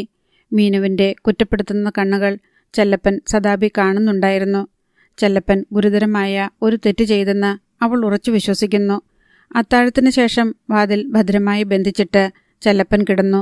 കുറുവടിയും കഠാരയും തലയ്ക്കൽ തന്നെ കരുതി വെച്ചു. നേരത്തെ ഒരുമിച്ചാണ് കഴിക്കാറുണ്ടായിരുന്നത്. ഇപ്പോൾ വിളമ്പിക്കൊടുത്തിട്ട് അയാൾ കഴിച്ചു തീരും വരെ മീനു മാറിയിരിക്കുകയാണ് പതിവ്. അയാൾ എഴുന്നേറ്റ് പോയി കഴിഞ്ഞാൽ വന്ന് വല്ലതും കഴിക്കും. കൂടെ വന്നിരുന്ന് കഴിക്കാൻ ചെല്ലപ്പൻ നിർബന്ധിക്കാറുമില്ല. മീനുവിൻ്റെ സ്വാർത്ഥത ചെല്ലപ്പനെ ഏറെ ദുഃഖിപ്പിച്ചു. അവൾ സ്നേഹിക്കുന്നുണ്ട്, അംഗീകരിക്കാം. താനും ഒരു സ്നേഹബന്ധത്തിലാണ്. സ്നേഹം എന്താണെന്ന് മനസ്സിലാവും. തനിക്ക് വേണമെങ്കിൽ സീതമ്മയെ പണ്ടേ തന്നെ കല്യാണം കഴിക്കാമായിരുന്നു. എന്നാൽ മീനുവിനോടുള്ള സ്നേഹത്തിൻ്റെ പേരിൽ അത് ചെയ്തില്ല. അവളെ ദുഃഖിപ്പിക്കാതെ ആരെയെങ്കിലും ഏൽപ്പിച്ചിട്ടാകട്ടെ എന്ന് കരുതി ആഗ്രഹങ്ങളെ അടക്കി. ഇവിടെ അവൾ ചെയ്യുന്നതെന്ത്? കാമുകനു വേണ്ടി സഹോദരനെ വെറുക്കുന്നു. മുഖം വീർപ്പിച്ച് മിണ്ടാതിരിക്കുന്നു, കരയുന്നു. കാമുകനോ അവളെ തൊഴിക്കുകയാണ് വേണ്ടത്. ഇവളുടെ തലമണ്ടയിൽ എന്താണ് അടിഞ്ഞുകൂടിയിരിക്കുന്നത്? മേലംകുളത്തെ നമ്പൂരിച്ചൻ ഇവളെ വേൾക്കുമെന്നോ? മനക്കൽ കൊണ്ടുപോയി താമസിപ്പിക്കുമെന്നോ? ഇനിയെങ്കിലും നല്ല ബുദ്ധി വന്നെങ്കിൽ ഇവളോട് ക്ഷമിക്കാൻ തയ്യാറാണ് 100 വട്ടം. ഇനി പേടിക്കാതെ നടക്കാനാവുമോ? കിടന്നുറങ്ങാനാവുമോ? നമ്പൂതിരിപ്പാട് പകരം വീട്ടാതിരിക്കുകയില്ല. അത് ഭയങ്കരമായിരിക്കും. ഇതാണ് തനിക്ക് തൻ്റെ കുഞ്ഞു പെങ്ങൾ തരുന്ന സമ്മാനം. അവളെ കൊഞ്ചിച്ച് ലാളിച്ച് പുന്നാരിച്ച് മനസ്സിനോ ശരീരത്തിനോ ഒരു ചെറിയ പോറൽ പോലും ഏൽക്കാതെ പോറ്റിയതിൻ്റെ പ്രതിഫലം. സ്വന്തം ജീവിതത്തെപ്പോലും അവഗണിച്ച് പൊന്നനിയത്തിയെ സ്നേഹിച്ചതിൻ്റെ ശിക്ഷ. ചെല്ലപ്പൻ്റെ കണ്ണുകൾ നിറഞ്ഞു തുളുമ്പി. വിഷ്ണുവിൻ്റെ അവസ്ഥയായിരുന്നു ഏറ്റവും ദയനീയം. ചെല്ലപ്പൻ്റെ പരാക്രമത്തിനു പുറമെ നമ്പൂതിരിപ്പാടിൻ്റെ ക്ഷോഭവും കൂടി പതിഞ്ഞത് വിഷ്ണുവിൻ്റെ ദേഹത്ത്. നമ്പൂതിരിപ്പാട് മനകുലുക്കി പാഞ്ഞു നടന്നു. അച്യുതൻ നായർ സഹായിച്ചതുകൊണ്ട് വിഷ്ണു എഴുന്നേറ്റ് നടക്കുന്നു. അച്യുതൻ നായരാണ് വൈദ്യരെ വിളിച്ചുകൊണ്ടുവന്നത്, തിരുമിച്ചത്, കിഴിപിടിച്ചത്, കഷായം തയ്യാറാക്കി കൊടുത്തത്. വിഷ്ണുവിന് ചെല്ലപ്പനോടോ മീനുവിനോടോ വൈരാഗ്യമുണ്ടായില്ല. അയാൾ ഇപ്പോൾ അനുഭവിക്കുന്ന സമാധാനത്തെക്കുറിച്ച് ആരും അറിഞ്ഞതുമില്ല. ചെല്ലപ്പന് തന്നെ തല്ലാൻ അവകാശമുണ്ടായിരുന്നുവെന്ന് വിഷ്ണു കരുതി. അയാൾ എന്നല്ല, ആരും അത് ചെയ്യും. ലോകത്തൊട്ടാകെ വിളിച്ചു പറയാൻ വിഷ്ണു ആഗ്രഹിച്ചു. ഞാൻ എൻ്റെ മീനുവിനെ സ്നേഹിക്കുന്നു. പാലത്തുരുത്ത് മുഴുവൻ അതറിഞ്ഞു കഴിഞ്ഞിരിക്കുന്നു. കാര്യങ്ങൾ കുഴപ്പത്തിലേക്ക് നീങ്ങുകയല്ല, ലളിതമായി തീരുകയാണുണ്ടായതെന്ന് അയാൾ വിശ്വസിച്ചു. തൻ്റെ ജോലി കുറഞ്ഞു കിട്ടി. എങ്ങനെയെന്ന് അയാൾക്കറിയില്ല. ഒരു വലിയ പ്രശ്നം പരിഹരിക്കപ്പെട്ടതുപോലെയുള്ള ഒരു പ്രതീതി ഉളവായി. എന്നാൽ ചെല്ലപ്പനെക്കുറിച്ചും മീനുവിനെക്കുറിച്ചും അയാൾക്ക് ഉത്കണ്ഠയുണ്ട്. അച്ഛൻ എന്തൊക്കെയോ തീരുമാനിച്ചിരിക്കുന്നു. ഒരാഴ്ചത്തേക്ക് എന്തൊരു ബഹളമായിരുന്നു. പല ഇല്ലങ്ങളിൽ നിന്നും ആളെത്തി. കൂടിയാലോചനകളുടെ തിരക്ക്. പോലീസിൽ പരാതിപ്പെടേണ്ട എന്ന് തീരുമാനിച്ചിട്ടുണ്ട്. അതിനർത്ഥം നേരിട്ട് എന്തെങ്കിലും ചെയ്യാനുള്ള ഗൂഢാലോചന ഇട്ടിട്ടുണ്ടെന്നാണ്. ചെല്ലപ്പൻ്റെ പിന്നിൽ പാർട്ടിയും ആൾക്കാരുമുണ്ടെന്ന് കേട്ടു. അതുകൊണ്ട് സാവധാനത്തിൽ സൂക്ഷ്മതയോടെ മാത്രമേ എന്തെങ്കിലും ചെയ്യൂ. പ്രതികാരമുണ്ടെന്നത് തീർച്ച. എന്നാണെന്നും എപ്പോഴാണെന്നും തീരുമാനിച്ചാൽ മതി. ഈശ്വര, ചെല്ലപ്പനും മീനുവിനും ഒരാപത്തും വരുത്തരുതേ. നമ്പൂതിരിപ്പാട് ഒരു ദിവസം വിഷ്ണുവിനെ ചാവടിയിലേക്ക് വിളിപ്പിച്ചു. അദ്ദേഹം തികച്ചും ശാന്തനായിരുന്നു. നീ അവളെ വല്ലതും ചെയ്തോ? തീരെ പ്രതീക്ഷിക്കാത്ത ചോദ്യം. വിഷ്ണു പരുങ്ങി. ചോദിച്ചത് കേട്ടില്ലേ? ഒന്നും ചെയ്തില്ല. പിന്നെന്തിനാ അവൻ തല്ലിയേ? അറിയില്ല. കാര്യമില്ലാണ്ട് എല്ലാവരും തല്ലുന്നവനാണോ ചെല്ലപ്പൻ? അങ്ങനെയല്ല. നിനക്ക് നിശ്ചയമുണ്ട് അവൻ്റെ സ്വഭാവം. എന്നാൽ പിന്നെ എന്തിനായിട്ട് തല്ലി? ഞാൻ അയാളുടെ പെങ്ങളെ സ്നേഹിച്ചതുകൊണ്ടാവും. നിങ്ങൾ തമ്മിൽ സ്നേഹമാണോ? വിഷ്ണു പരുങ്ങി. പിന്നെ പെട്ടെന്ന് പറഞ്ഞു, അതെ. നീ മിക്കപ്പോഴും അവളെ കാണാറുണ്ടായിരുന്നു ഇല്ലേ? വല്ലപ്പോഴും. നമ്പൂതിരിപ്പാടിൻ്റെ ശാന്തനായിട്ടുള്ള ചോദ്യവും ഭാവവും വിഷ്ണുവിനെ അത്ഭുതപ്പെടുത്തി. അത് വിചിത്രമാണെന്ന് തോന്നി. ഒരു അപരിചിതനോട് ചോദിക്കുന്ന പോലെ. ഇത്രയുമായ സ്ഥിതിക്ക് കാര്യങ്ങൾ തുറന്നു പറയുന്നതാണ് നല്ലതെന്ന് വിഷ്ണു കരുതി. അയാൾക്ക് നല്ല തൻ്റെയിടവും ആത്മവിശ്വാസവും തോന്നി. ചെല്ലപ്പനെ ഒറ്റയ്ക്ക് തല്ലാൻ നിനക്ക് തൻ്റെയിടമുണ്ടോ? നമ്പൂതിരിപ്പാട് പരിഹാസച്ചിരിയോടെ ചോദിച്ചു. എനിക്ക് അയാളോട് വിരോധമില്ലല്ലോ. നമ്പൂതിരിപ്പാട് വിളറി. കാര്യത്തിൻ്റെ ഗൗരവം ശരിക്കും മനസ്സിലായി. അദ്ദേഹത്തിന് വിറഞ്ഞു കയറാൻ തുടങ്ങി. പല്ല് കടിച്ചു പിടിച്ചുകൊണ്ട് ചോദിച്ചു, ഇനി പോവോ നീ അവളെ കാണാൻ? വിഷ്ണു മിണ്ടിയില്ല. പോവോടാ? എനിക്ക് പിണക്കമൊന്നുമില്ല ആരോടും. നമ്പൂതിരിപ്പാടിൻ്റെ കണ്ണുകൾ ജ്വലിച്ചു. നിനക്കവളെ വേളി കഴിക്കണോ? ആ ശബ്ദം വിഷ്ണുവിനെ ഭയപ്പെടുത്തി. പറയടാ, നിനക്കങ്ങനെ ഒരു മോഹമുണ്ടോ? നമ്പൂതിരിപ്പാടിനെ അമ്പരപ്പിച്ചുകൊണ്ട് വിഷ്ണു അതിവേഗം തിരിഞ്ഞു നടന്നു. അയാൾ നിൽക്കാതെ തിരിഞ്ഞു നോക്കാതെ പോയി. പിന്നിൽ നിന്ന് ഒരു ഗർജനം ഏതു നിമിഷവും പ്രതീക്ഷിച്ചിരുന്നു. അതുണ്ടായില്ല. നമ്പൂതിരിപ്പാടിന് കാര്യങ്ങൾ ബോധ്യപ്പെട്ടു. അതെത്രയോ ഗൗരവവും ഭയാനകവുമാണെന്ന് മനസ്സിലായി. ആകെ അന്താളിച്ച് പരിഭ്രമിച്ച് മണിക്കൂറുകൾ തള്ളി. വിഷ്ണുവിനെ തടയാനോ ഭീഷണിപ്പെടുത്താനോ ഉപദേശിക്കാനോ ഒരുമ്പെട്ടില്ല നമ്പൂതിരിപ്പാട്. അദ്ദേഹം ചൂണ്ടുവിരൽ കൂട്ടി മടക്കി. 2, ഒരെണ്ണം മാത്രം മതിയെന്നാണ് നിശ്ചയിച്ചിരുന്നത്. ഇനിയിപ്പോൾ 2ഉം കൂടി ഒരുമിച്ച് പോകട്ടെ നരകത്തിലേക്ക്. പ്രത്യേകിച്ചൊരു ബുദ്ധിമുട്ട് അതിനായി ഉണ്ടാവുകയില്ല. നമ്പൂതിരിപ്പാട് ചെല്ലപ്പൻ്റെ കാര്യത്തിൽ നേരത്തെ തീരുമാനമെടുത്തിരുന്നതാണ്. ഇപ്പോൾ മീനുവിനെ കൂടി കണക്കിലെടുക്കേണ്ടി വന്നു. മാറ്റം എന്നാൽ എന്താണെന്ന് അദ്ദേഹത്തിന് ബോധ്യപ്പെട്ടു. പണ്ട് താണജാതിക്കാർ മുഖത്തൊന്നും നോക്കിപ്പോയാൽ അവൻ്റെ കുടിയും അതിനോട് ബന്ധപ്പെട്ട സകലതും കുഴിച്ചു മൂടുമായിരുന്നു. ഇന്നോ ഒരധികൃതൻ നമ്പൂതിരിക്കുട്ടിയെ മർദ്ദിക്കുക. കേട്ടുകേൾവിയില്ലാത്ത സംഭവം. വീടും കുടിയും ആളെയും ബാക്കി വയ്ക്കാമോ? മുൻപായിരുന്നെങ്കിൽ അവൻ്റെ മാംസം ഇന്ന് കഴുകന്മാരുടെ കൊക്കിനുള്ളിലാണ്. നെഞ്ചുരുകുന്നു. തലയ്ക്കകത്ത് തീഗോളങ്ങൾ ചുറ്റിക്കറങ്ങുന്നുണ്ടെന്ന് തോന്നൽ. ഇരിക്കാനോ നിൽക്കാനോ കിടക്കാനോ ഒന്നും കഴിയുന്നില്ല. ഈ അപമാനം സഹിക്കാൻ കഴിയുമോ? അവൻ്റെ ചോര കുടിച്ചാലും ശാന്തി കിട്ടുകയില്ല. ഇതിൻ്റെ പ്രതികാരത്തിന് മരണത്തിൻ്റെ വില തന്നെ കൊടുക്കാൻ നമ്പൂതിരിപ്പാട് തയ്യാറായി. ഇനി അധികം വൈകിച്ചുകൂടെന്നും തോന്നി. അവൻ്റെ തുണയ്ക്ക് ചെറ്റകൾ ധാരാളമുണ്ടത്രേ, പാട്ടിയുമുണ്ടത്രേ. മേലംകുളത്തിൻ്റെ യശസ്സിൽ മഷി കോരി ഒഴിച്ചവന് കിട്ടുന്ന സമ്മാനം എന്തെന്ന് അവൻ്റെ പിണിയാളുകളെല്ലാം അറിയാൻ പോകുന്നു. രാത്രിയിൽ നമ്പൂതിരിപ്പാട് രഹസ്യമായി അച്യുതൻ നായരെ വിട്ട് കുട്ടപ്പനെ വിളിപ്പിച്ചു. കുട്ടപ്പൻ എത്തി. രാത്രിയുടെ നിഗൂഢതയിൽ വെച്ച് ഗൂഢാലോചനകൾ അരങ്ങേറി. അധ്യായം 29. ഷാപ്പിൽ നല്ല തിരക്ക്. ചെല്ലപ്പൻ തനിച്ചിരുന്ന് കള്ളു കുടിക്കുകയായിരുന്നു. അപ്പോൾ കുട്ടപ്പൻ അവിടേക്ക് കയറി വന്നു. അയാൾ ചെല്ലപ്പൻ്റെ സമീപം വന്നിരുന്നു. ചെല്ലപ്പൻ സംശയത്തോടെ നോക്കിയ ശേഷം വീണ്ടും കള്ളിൽ ശ്രദ്ധിച്ചു. പണി എങ്ങനെയൊക്കെയുണ്ട് ചെല്ലപ്പ? ചോദ്യം തന്നോടാണോ എന്ന മട്ടിൽ അയാൾ കുട്ടപ്പനെ നോക്കി. കുട്ടപ്പൻ പുഞ്ചിരിയോടെ പറഞ്ഞു, നിന്നെ ഈയിടെയായിട്ട് കാണാനേ ഇല്ലല്ലോ. ചെല്ലപ്പൻ തലതിരിച്ചു. കുട്ടപ്പന് ജാള്യത തോന്നി. എന്നിട്ടും പിന്മാറാൻ അയാൾ കൂട്ടാക്കിയില്ല. മണൽ വാരുന്നതിലെ ബുദ്ധിമുട്ടിനെക്കുറിച്ചും നല്ല മണൽ കയറ്റാനോ ലോഡ് തികയ്ക്കാനോ സാധിക്കാത്തതിനെക്കുറിച്ചും തെക്കും ഭാഗക്കാർ കോളു വച്ചതിനെക്കുറിച്ചും സ്വയം പരാതിപ്പെടുന്നതുപോലെ അയാൾ പറഞ്ഞുകൊണ്ടിരുന്നു. ചെല്ലപ്പൻ ഒരക്ഷരം പോലും ഉരിയാടിയില്ല. ഡെസ്കിന്മേലിരുന്ന അയാളുടെ കയ്യിൽ കുട്ടപ്പൻ കടന്നു പിടിച്ചു. കൈത്തലം അമർത്തിക്കൊണ്ട് പറഞ്ഞു, ചെല്ലപ്പ, നീ ഇങ്ങോട്ട് നോക്ക്. കുട്ടപ്പനാ വിളിക്കുന്നേ. ഒന്നുമല്ലേലും 1.5 കൊല്ലം എൻ്റെ കൂടെ നടന്നവനാ നീ. പരാജയത്തിൻ്റെ ശബ്ദം. ചെല്ലപ്പൻ തലതിരിച്ചു. എൻ്റെ കയ്യിൽ നിന്ന് വന്ന തെറ്റിന് ഞാൻ നിന്നോട് ക്ഷമ പറയാം. എനിക്കങ്ങനൊരു തെറ്റ് പറ്റിപ്പോയി. ആളുകൾ തങ്ങളെ ശ്രദ്ധിക്കുന്നത് ചെല്ലപ്പൻ കണ്ടു. അയാൾ ജാള്യതയോടെ ഓരോരുത്തരെയും നോക്കി. അയാൾ മിണ്ടാതിരുന്നതിനാൽ കുട്ടപ്പൻ ഷാപ്പിലുണ്ടായിരുന്നവരുടെ നേരെ തിരിഞ്ഞു. കേട്ടോ, ഞാനിവനോട് ഒരു തെറ്റ് ചെയ്തു. അതിന് ക്ഷമയും പറഞ്ഞു. അല്ലെങ്കിൽ തന്നെ ഇവൻ എന്നെ തെറി പറഞ്ഞപ്പോൾ അത് തീർന്നില്ലേ? ഞാൻ എന്തെങ്കിലും മിണ്ടിയോ? എനിക്ക് വേണേൽ തെറി പറയായിരുന്നു, തല്ലായിരുന്നു. പക്ഷെ തെറ്റ് എൻ്റെ പക്ഷത്തായിരുന്നതുകൊണ്ട് ഞാൻ അനങ്ങിയില്ല. ഇപ്പം ക്ഷമയും പറഞ്ഞു. എന്നിട്ടും ഇവൻ മിണ്ടുന്നുണ്ടോയെന്ന് നോക്ക്. ഒന്നുമല്ലേലും ഞങ്ങൾ ഒന്നിച്ചല്ലേ ഈ അടുത്ത കാലം വരെ നടന്നത്. ഓരോരുത്തരായി അടുത്തു വന്നു. പിണക്കം അവസാനിപ്പിക്കാൻ എല്ലാവരും പ്രോത്സാഹിപ്പിച്ചു. ചെല്ലപ്പൻ്റെ ഉള്ളം അലിഞ്ഞുവെങ്കിലും ജാള്യത മാറിയില്ല. ഗോവിന്ദൻ പറഞ്ഞു, പിണക്കം തീരുന്നതിൻ്റെ അച്ചാരമായിട്ട് ഒരു കുപ്പിക്കള്ള് കുട്ടപ്പൻ ചെല്ലപ്പന് വാങ്ങിക്കൊടുക്കണം. അത് കുടിച്ചിട്ട് ചെല്ലപ്പൻ ഒരു കുപ്പിക്കള്ള് കുട്ടപ്പനും കൊടുക്കണം. എന്താ? ചെല്ലപ്പനൊഴിച്ച് എല്ലാവരും അതിനെ അനുകൂലിച്ചു. അയാൾ ഒന്നും മിണ്ടിയില്ല. കുട്ടപ്പൻ ഒരു കുപ്പിക്കള്ള് ചെല്ലപ്പൻ്റെ മുൻപിൽ വെച്ചു. കുടിക്ക് ചെല്ലപ്പ, രാമൻകുട്ടി പറഞ്ഞു. ആളുകൾ കള്ളിനെയും ചെല്ലപ്പനെയും മാറി മാറി നോക്കി. ചെല്ലപ്പൻ ധർമ്മസങ്കടത്തിലായി. അയാൾ ജാള്യതയോടെ കള്ളുകുപ്പിയെ നോക്കി. കുട്ടപ്പൻ ഇത്രയും ചെയ്തപ്പം അത് കുടിച്ചില്ലേൽ മോശമാ, വർക്കിച്ചൻ പറഞ്ഞു. ചെല്ലപ്പൻ മടിച്ച് മടിച്ച് കുപ്പിയെടുത്തു. ഗ്ലാസ്സിലേക്ക് കള്ളുറ്റി. പിന്നെ മനപ്രയാസത്തോടെ മോന്തി. കള്ളു മോന്താൻ വന്നവർക്ക് രസം പിടിച്ചു.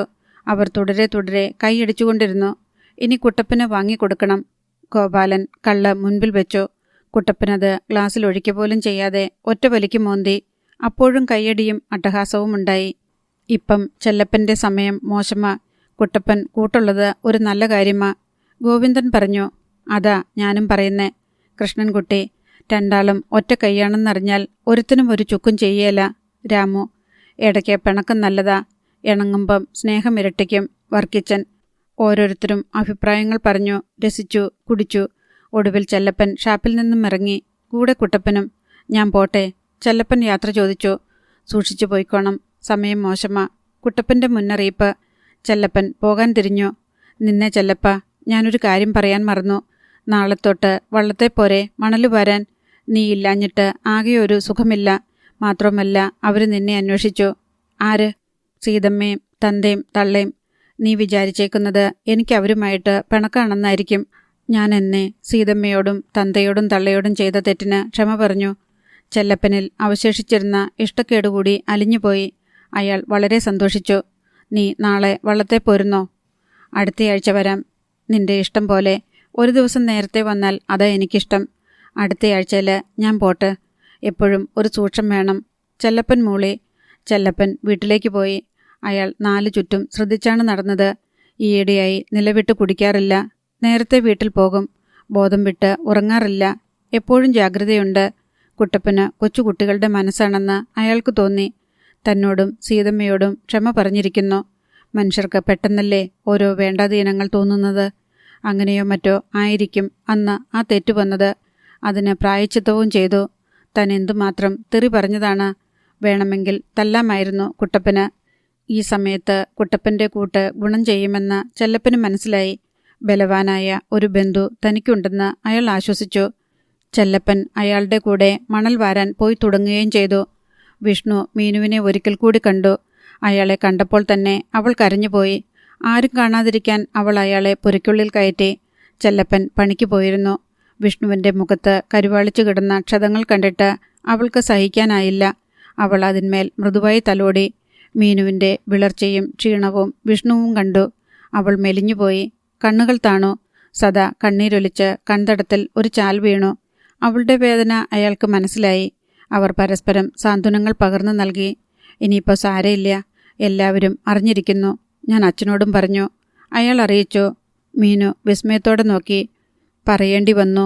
അച്ഛനൊന്നും പറഞ്ഞില്ല. എന്തോ തീരുമാനിച്ചിട്ടുണ്ടെന്നാ തോന്നണേ. അച്ഛൻ സമ്മതിക്കൂല്ലെന്നറിയാലോ. മീനു സൂക്ഷിക്കണം. അവളുടെ കണ്ണുകളിൽ ആശങ്ക നിറഞ്ഞു. മീനു പേടിക്കേണ്ട. ഏറിയാൽ 2 ആഴ്ച, അത്രയും മതി. ഞാൻ ചിലതൊക്കെ തീരുമാനിച്ചിട്ടുണ്ട്. അതെന്താണെന്ന് അവൾ ചോദിച്ചു. എനിക്ക് ചെല്ലപ്പനോട് ഒരു വിരോധവും ഇല്ല മീനു. ചെല്ലപ്പനോട് വിരോധം ഭാവിക്കേണ്ട. നമ്മൾ 3 ആളും കൂടി ഒന്നിച്ചു നിന്നാലേ പറ്റൂ. ഇപ്പോൾ തന്നെ ഈ നാട് വിട്ട് എവിടേക്കെങ്കിലും ഒളിച്ചോടാമെന്ന് പറയണമെന്ന് മീനു ആഗ്രഹിച്ചു. അയാൾ തന്നെ എവിടേക്കെങ്കിലും കൂട്ടിക്കൊണ്ടു പോകുമെന്നാശിച്ചു. നീ പേടിക്കേണ്ട. നിന്നെ ഞാൻ വേളി കഴിക്കും, തീർച്ച. അല്ലാച്ചാല് അച്ഛൻ എന്നെ കൊല്ലണം. പോകാൻ നേരം വിഷ്ണു അവളെ ഗാഢമായി ആശ്ലേഷിച്ചു, ആശ്വസിപ്പിച്ചു, ചുംബിച്ചു. അയാൾ നടന്നു മറയുന്നതുവരെ അവൾ നോക്കി നിന്നു. എന്തെങ്കിലും ചെയ്തേ പറ്റൂവെന്ന് വിഷ്ണുവിന് തോന്നി. അയാൾ തോമസ് ചേട്ടൻ്റെ അടുത്തെത്തി ഉപദേശം തേടി. തോമസ് ചേട്ടനോട് എല്ലാ കാര്യങ്ങളും തുറന്നു പറഞ്ഞു. അയാൾ വിജയനെ സഹായിച്ച നിലയ്ക്ക് തന്നെയും സഹായിക്കുമെന്ന് വിഷ്ണു കണക്കുകൂട്ടി. എല്ലാം കേട്ടുകഴിഞ്ഞ് തോമസ് ചേട്ടൻ വിഷ്ണുവിനെ തുറച്ചു നോക്കി കുറേ നേരം ഇരുന്നു. അമർഷം കൊണ്ട് അയാളുടെ മുഖം വല്ലാതെ ചുളിഞ്ഞു. അയാളൊരു ബീഡി കൊളുത്തി. വിഷ്ണു മറുപടിക്കായി കാത്തു. എനിക്ക് 2 കാര്യമേ പറയാനുള്ളൂ. എനിക്കും എൻ്റെ പിള്ളേർക്കും ഇവിടെ പേടിക്കാതെ ജീവിക്കണം. ആ പെണ്ണിനെയും ചെല്ലപ്പനെയും കൊലയ്ക്കു കൊടുക്കരുത്. വിഷ്ണു ദയനീയമായി നോക്കി. അത് കണ്ട് തോമസ് ചേട്ടന് ചുണ്ടി കയറി. ഇതൊക്കെ അഹങ്കാരമാണ്. കുറേ കാലം മണ്ടൻ കളിച്ചു നടന്നു. ഇനി പ്രേമം കളിക്കുന്നു. നിങ്ങൾ ആ വലിയ മനക്കിലിരുന്നുകൊണ്ട് പാവങ്ങളെ കൊല്ലാൻ നോക്കുകയാണ്. അവരുടെ വേദന നിങ്ങൾക്കറിയില്ല. ഞാൻ വിജയനു വേണ്ടി എന്തെങ്കിലും ചെയ്തെങ്കിൽ അത് അയാൾ ആരാണെന്ന് അറിയാവുന്നതുകൊണ്ടായിരുന്നു. ഇതൊക്കെ നിങ്ങളുടെ ഓരോ പൂതി. അതിന് ബാക്കിയുള്ളൊരു ജീവൻ പണയം വെക്കണോ? കുട്ടിക്കളിയൊക്കെ കളഞ്ഞിട്ട് അച്ഛൻ പറയണ വേളിയും കഴിച്ച് അനുസരണയോടെ ജീവിക്കാൻ നോക്ക്. വിഷ്ണു സർവവും തകർന്ന മട്ടിൽ അവിടെ നിന്ന് ഇറങ്ങിപ്പോയി. തോമസ് ചേട്ടന് അടങ്ങാത്ത അമർഷമുണ്ടായിരുന്നു. വിഷ്ണുവിനെ സഹായിക്കണം പോലും. നാണം കെട്ട ഇടപാട്. ബുദ്ധി ഉറയ്ക്കാത്ത, വിവേകതയും പക്വതയും വന്നിട്ടില്ലാത്ത ചെറുപ്പക്കാരൻ. കുറച്ചുകാലം മുൻപ് വരെ കുട്ടിക്കളിയായിരുന്നു. ഇപ്പോൾ പ്രേമം. എന്നിട്ട് അതിന് ബലിയാടായി തീരാമോ എന്ന് ചോദിക്കാൻ വന്നിരിക്കുന്നു. അയാൾ നോക്കിയിട്ട് മറ്റാരെയും കണ്ടില്ല സ്നേഹിക്കാൻ. മീനുവിനെ കല്യാണം കഴിച്ച് മനക്കൽ കൊണ്ടുപോയി താമസിപ്പിക്കാമെന്നാണോ ആ വിഡ്ഢി ധരിച്ചിരിക്കുന്നത്? അതോ വിജയനെപ്പോലെ നാടുവിട്ടു പോകാമെന്നോ? എന്നാൽ തീർന്നു. വിഷ്ണു പിന്നെ പിച്ചപാത്രം എടുത്തുകൊള്ളും. മീനുവല്ല വേശ്യാലയത്തിലും ചെന്നു ചേരും. തലതിരിഞ്ഞാൽ പിന്നെ ഓരോരുത്തരുടെ പൂതി. ദാരിദ്ര്യവും കഷ്ടപ്പാടുകളും അനുഭവിച്ചിട്ടില്ലാത്തവർക്ക് ജീവിത പരിചയത്തെക്കുറിച്ച് പറഞ്ഞാൽ മനസ്സിലാവുമോ? ചെല്ലപ്പൻ തല്ലിവിട്ടപ്പോഴും വിചാരിച്ചില്ല രോഗം ഇതാണെന്ന്. ചെല്ലപ്പൻ്റെ തെറ്റിദ്ധാരണയാണെന്നേ കരുതിയുള്ളൂ. പഴയ സ്വഭാവത്തിന് മാറ്റം വന്നത് ഇങ്ങനെയൊരു ഊരാക്കുടുക്കിൽ തലയിട്ടിട്ടാണെന്ന് ആരറിഞ്ഞു? വിജയനെ സഹായിച്ചതിൻ്റെ പേരിൽ തന്നെ എന്തെല്ലാം ബുദ്ധിമുട്ടുകളുണ്ടായി. വിജയനെ മനക്കിൽ നിന്ന് ഇറക്കിവിട്ട കാലം മുതൽ സഹായിച്ചു. ആരുപോലുമില്ലാത്തവനാണെന്ന് കണ്ട് അനുജനെപ്പോലെ കരുതി. വിജയൻ്റെ ജീവൻ അപകടത്തിലായപ്പോൾ സ്വന്തം ജീവൻ പണയം വെച്ചും തുണച്ചു. പോലീസ് മർദ്ദനം വരെ ഏൽക്കേണ്ടി വന്നു. അങ്ങനെ എന്തെന്ത് അനുഭവങ്ങൾ. ഒരിക്കലും ഒരു കമ്മ്യൂണിസ്റ്റാകാൻ ആഗ്രഹിച്ചില്ല. നമ്പൂതിരിപ്പാട് ആക്കി തീർത്തു. വേണ്ടി വന്നാൽ ഇനിയും വിജയനെ സഹായിക്കും. വിജയൻ്റെ കത്ത് കിട്ടിയിരുന്നല്ലോ. ജോലി രാജിവെക്കാൻ തീരുമാനിച്ചത്രേ. അസൽ കർഷകനാവുകയാണ് അയാൾ. ജീവിതം സുഖം. വീടുപണി തീർന്നുവെന്ന് എഴുതിയിരുന്നു. ശ്രീദേവിക്കും സുഖം. വിജയൻ്റെ കഴിവിൽ അഭിമാനമുണ്ട്. കഠിനാധ്വാനത്തിലൂടെ അയാൾ ഉയരും. ആത്മവിശ്വാസവും കരുത്തും ബുദ്ധിയുമുണ്ടെങ്കിൽ ഒരു മനുഷ്യന് എന്തുതന്നെ ആയിക്കൂടാ. നമ്പൂതിരിപ്പാടിന് ഒരു രാത്രിയിലും ഉറങ്ങാൻ കഴിഞ്ഞില്ല. കാലം നൽകുന്ന തിരിച്ചടി. രാത്രിയിൽ എഴുന്നേറ്റ് ചാവടിയിലൂടെ നടക്കുകയാണ്. കുറേ നേരം നടക്കും. പിന്നെ എവിടെയെങ്കിലും ഇരിക്കും. പോയി കിടക്കും. പിന്നെയും എഴുന്നേറ്റ് വരും. വിഷ്ണുവിന് എന്താണ് ചെയ്യേണ്ടതെന്ന് അറിഞ്ഞുകൂടാ. മീനുവിനെ കല്യാണം കഴിക്കുമെന്ന് നാടുനീളെ പറഞ്ഞു നടക്കുന്നു. അപമാനഭാരം കൊണ്ട് അദ്ദേഹത്തിൻ്റെ ശിരസ് താനെ കുനിഞ്ഞു പോകുന്നു. ഒരു തകർച്ച അനിവാര്യമാണെന്ന് അദ്ദേഹം മനസ്സിലാക്കി. തോൽക്കാൻ ഏതായാലും അദ്ദേഹം തയ്യാറില്ല. ഇനി അധികം നീട്ടിക്കൊണ്ടു പോകേണ്ടെന്ന് നമ്പൂതിരിപ്പാട് തീരുമാനിച്ചു. ഭയങ്കരമായ ഒന്ന് പാലത്തുരുത്ത് പ്രതീക്ഷിക്കുന്നുണ്ട്. അത് കൊടുത്തേ മതിയാവൂ. തോൽവിയിലൂടെ തകരുന്നതിനേക്കാൾ നന്ന് വിജയത്തിലൂടെ തകരുന്നതാണെന്ന് അദ്ദേഹം നിശ്ചയിച്ചു. അടുത്ത ഭാഗം നാളെ.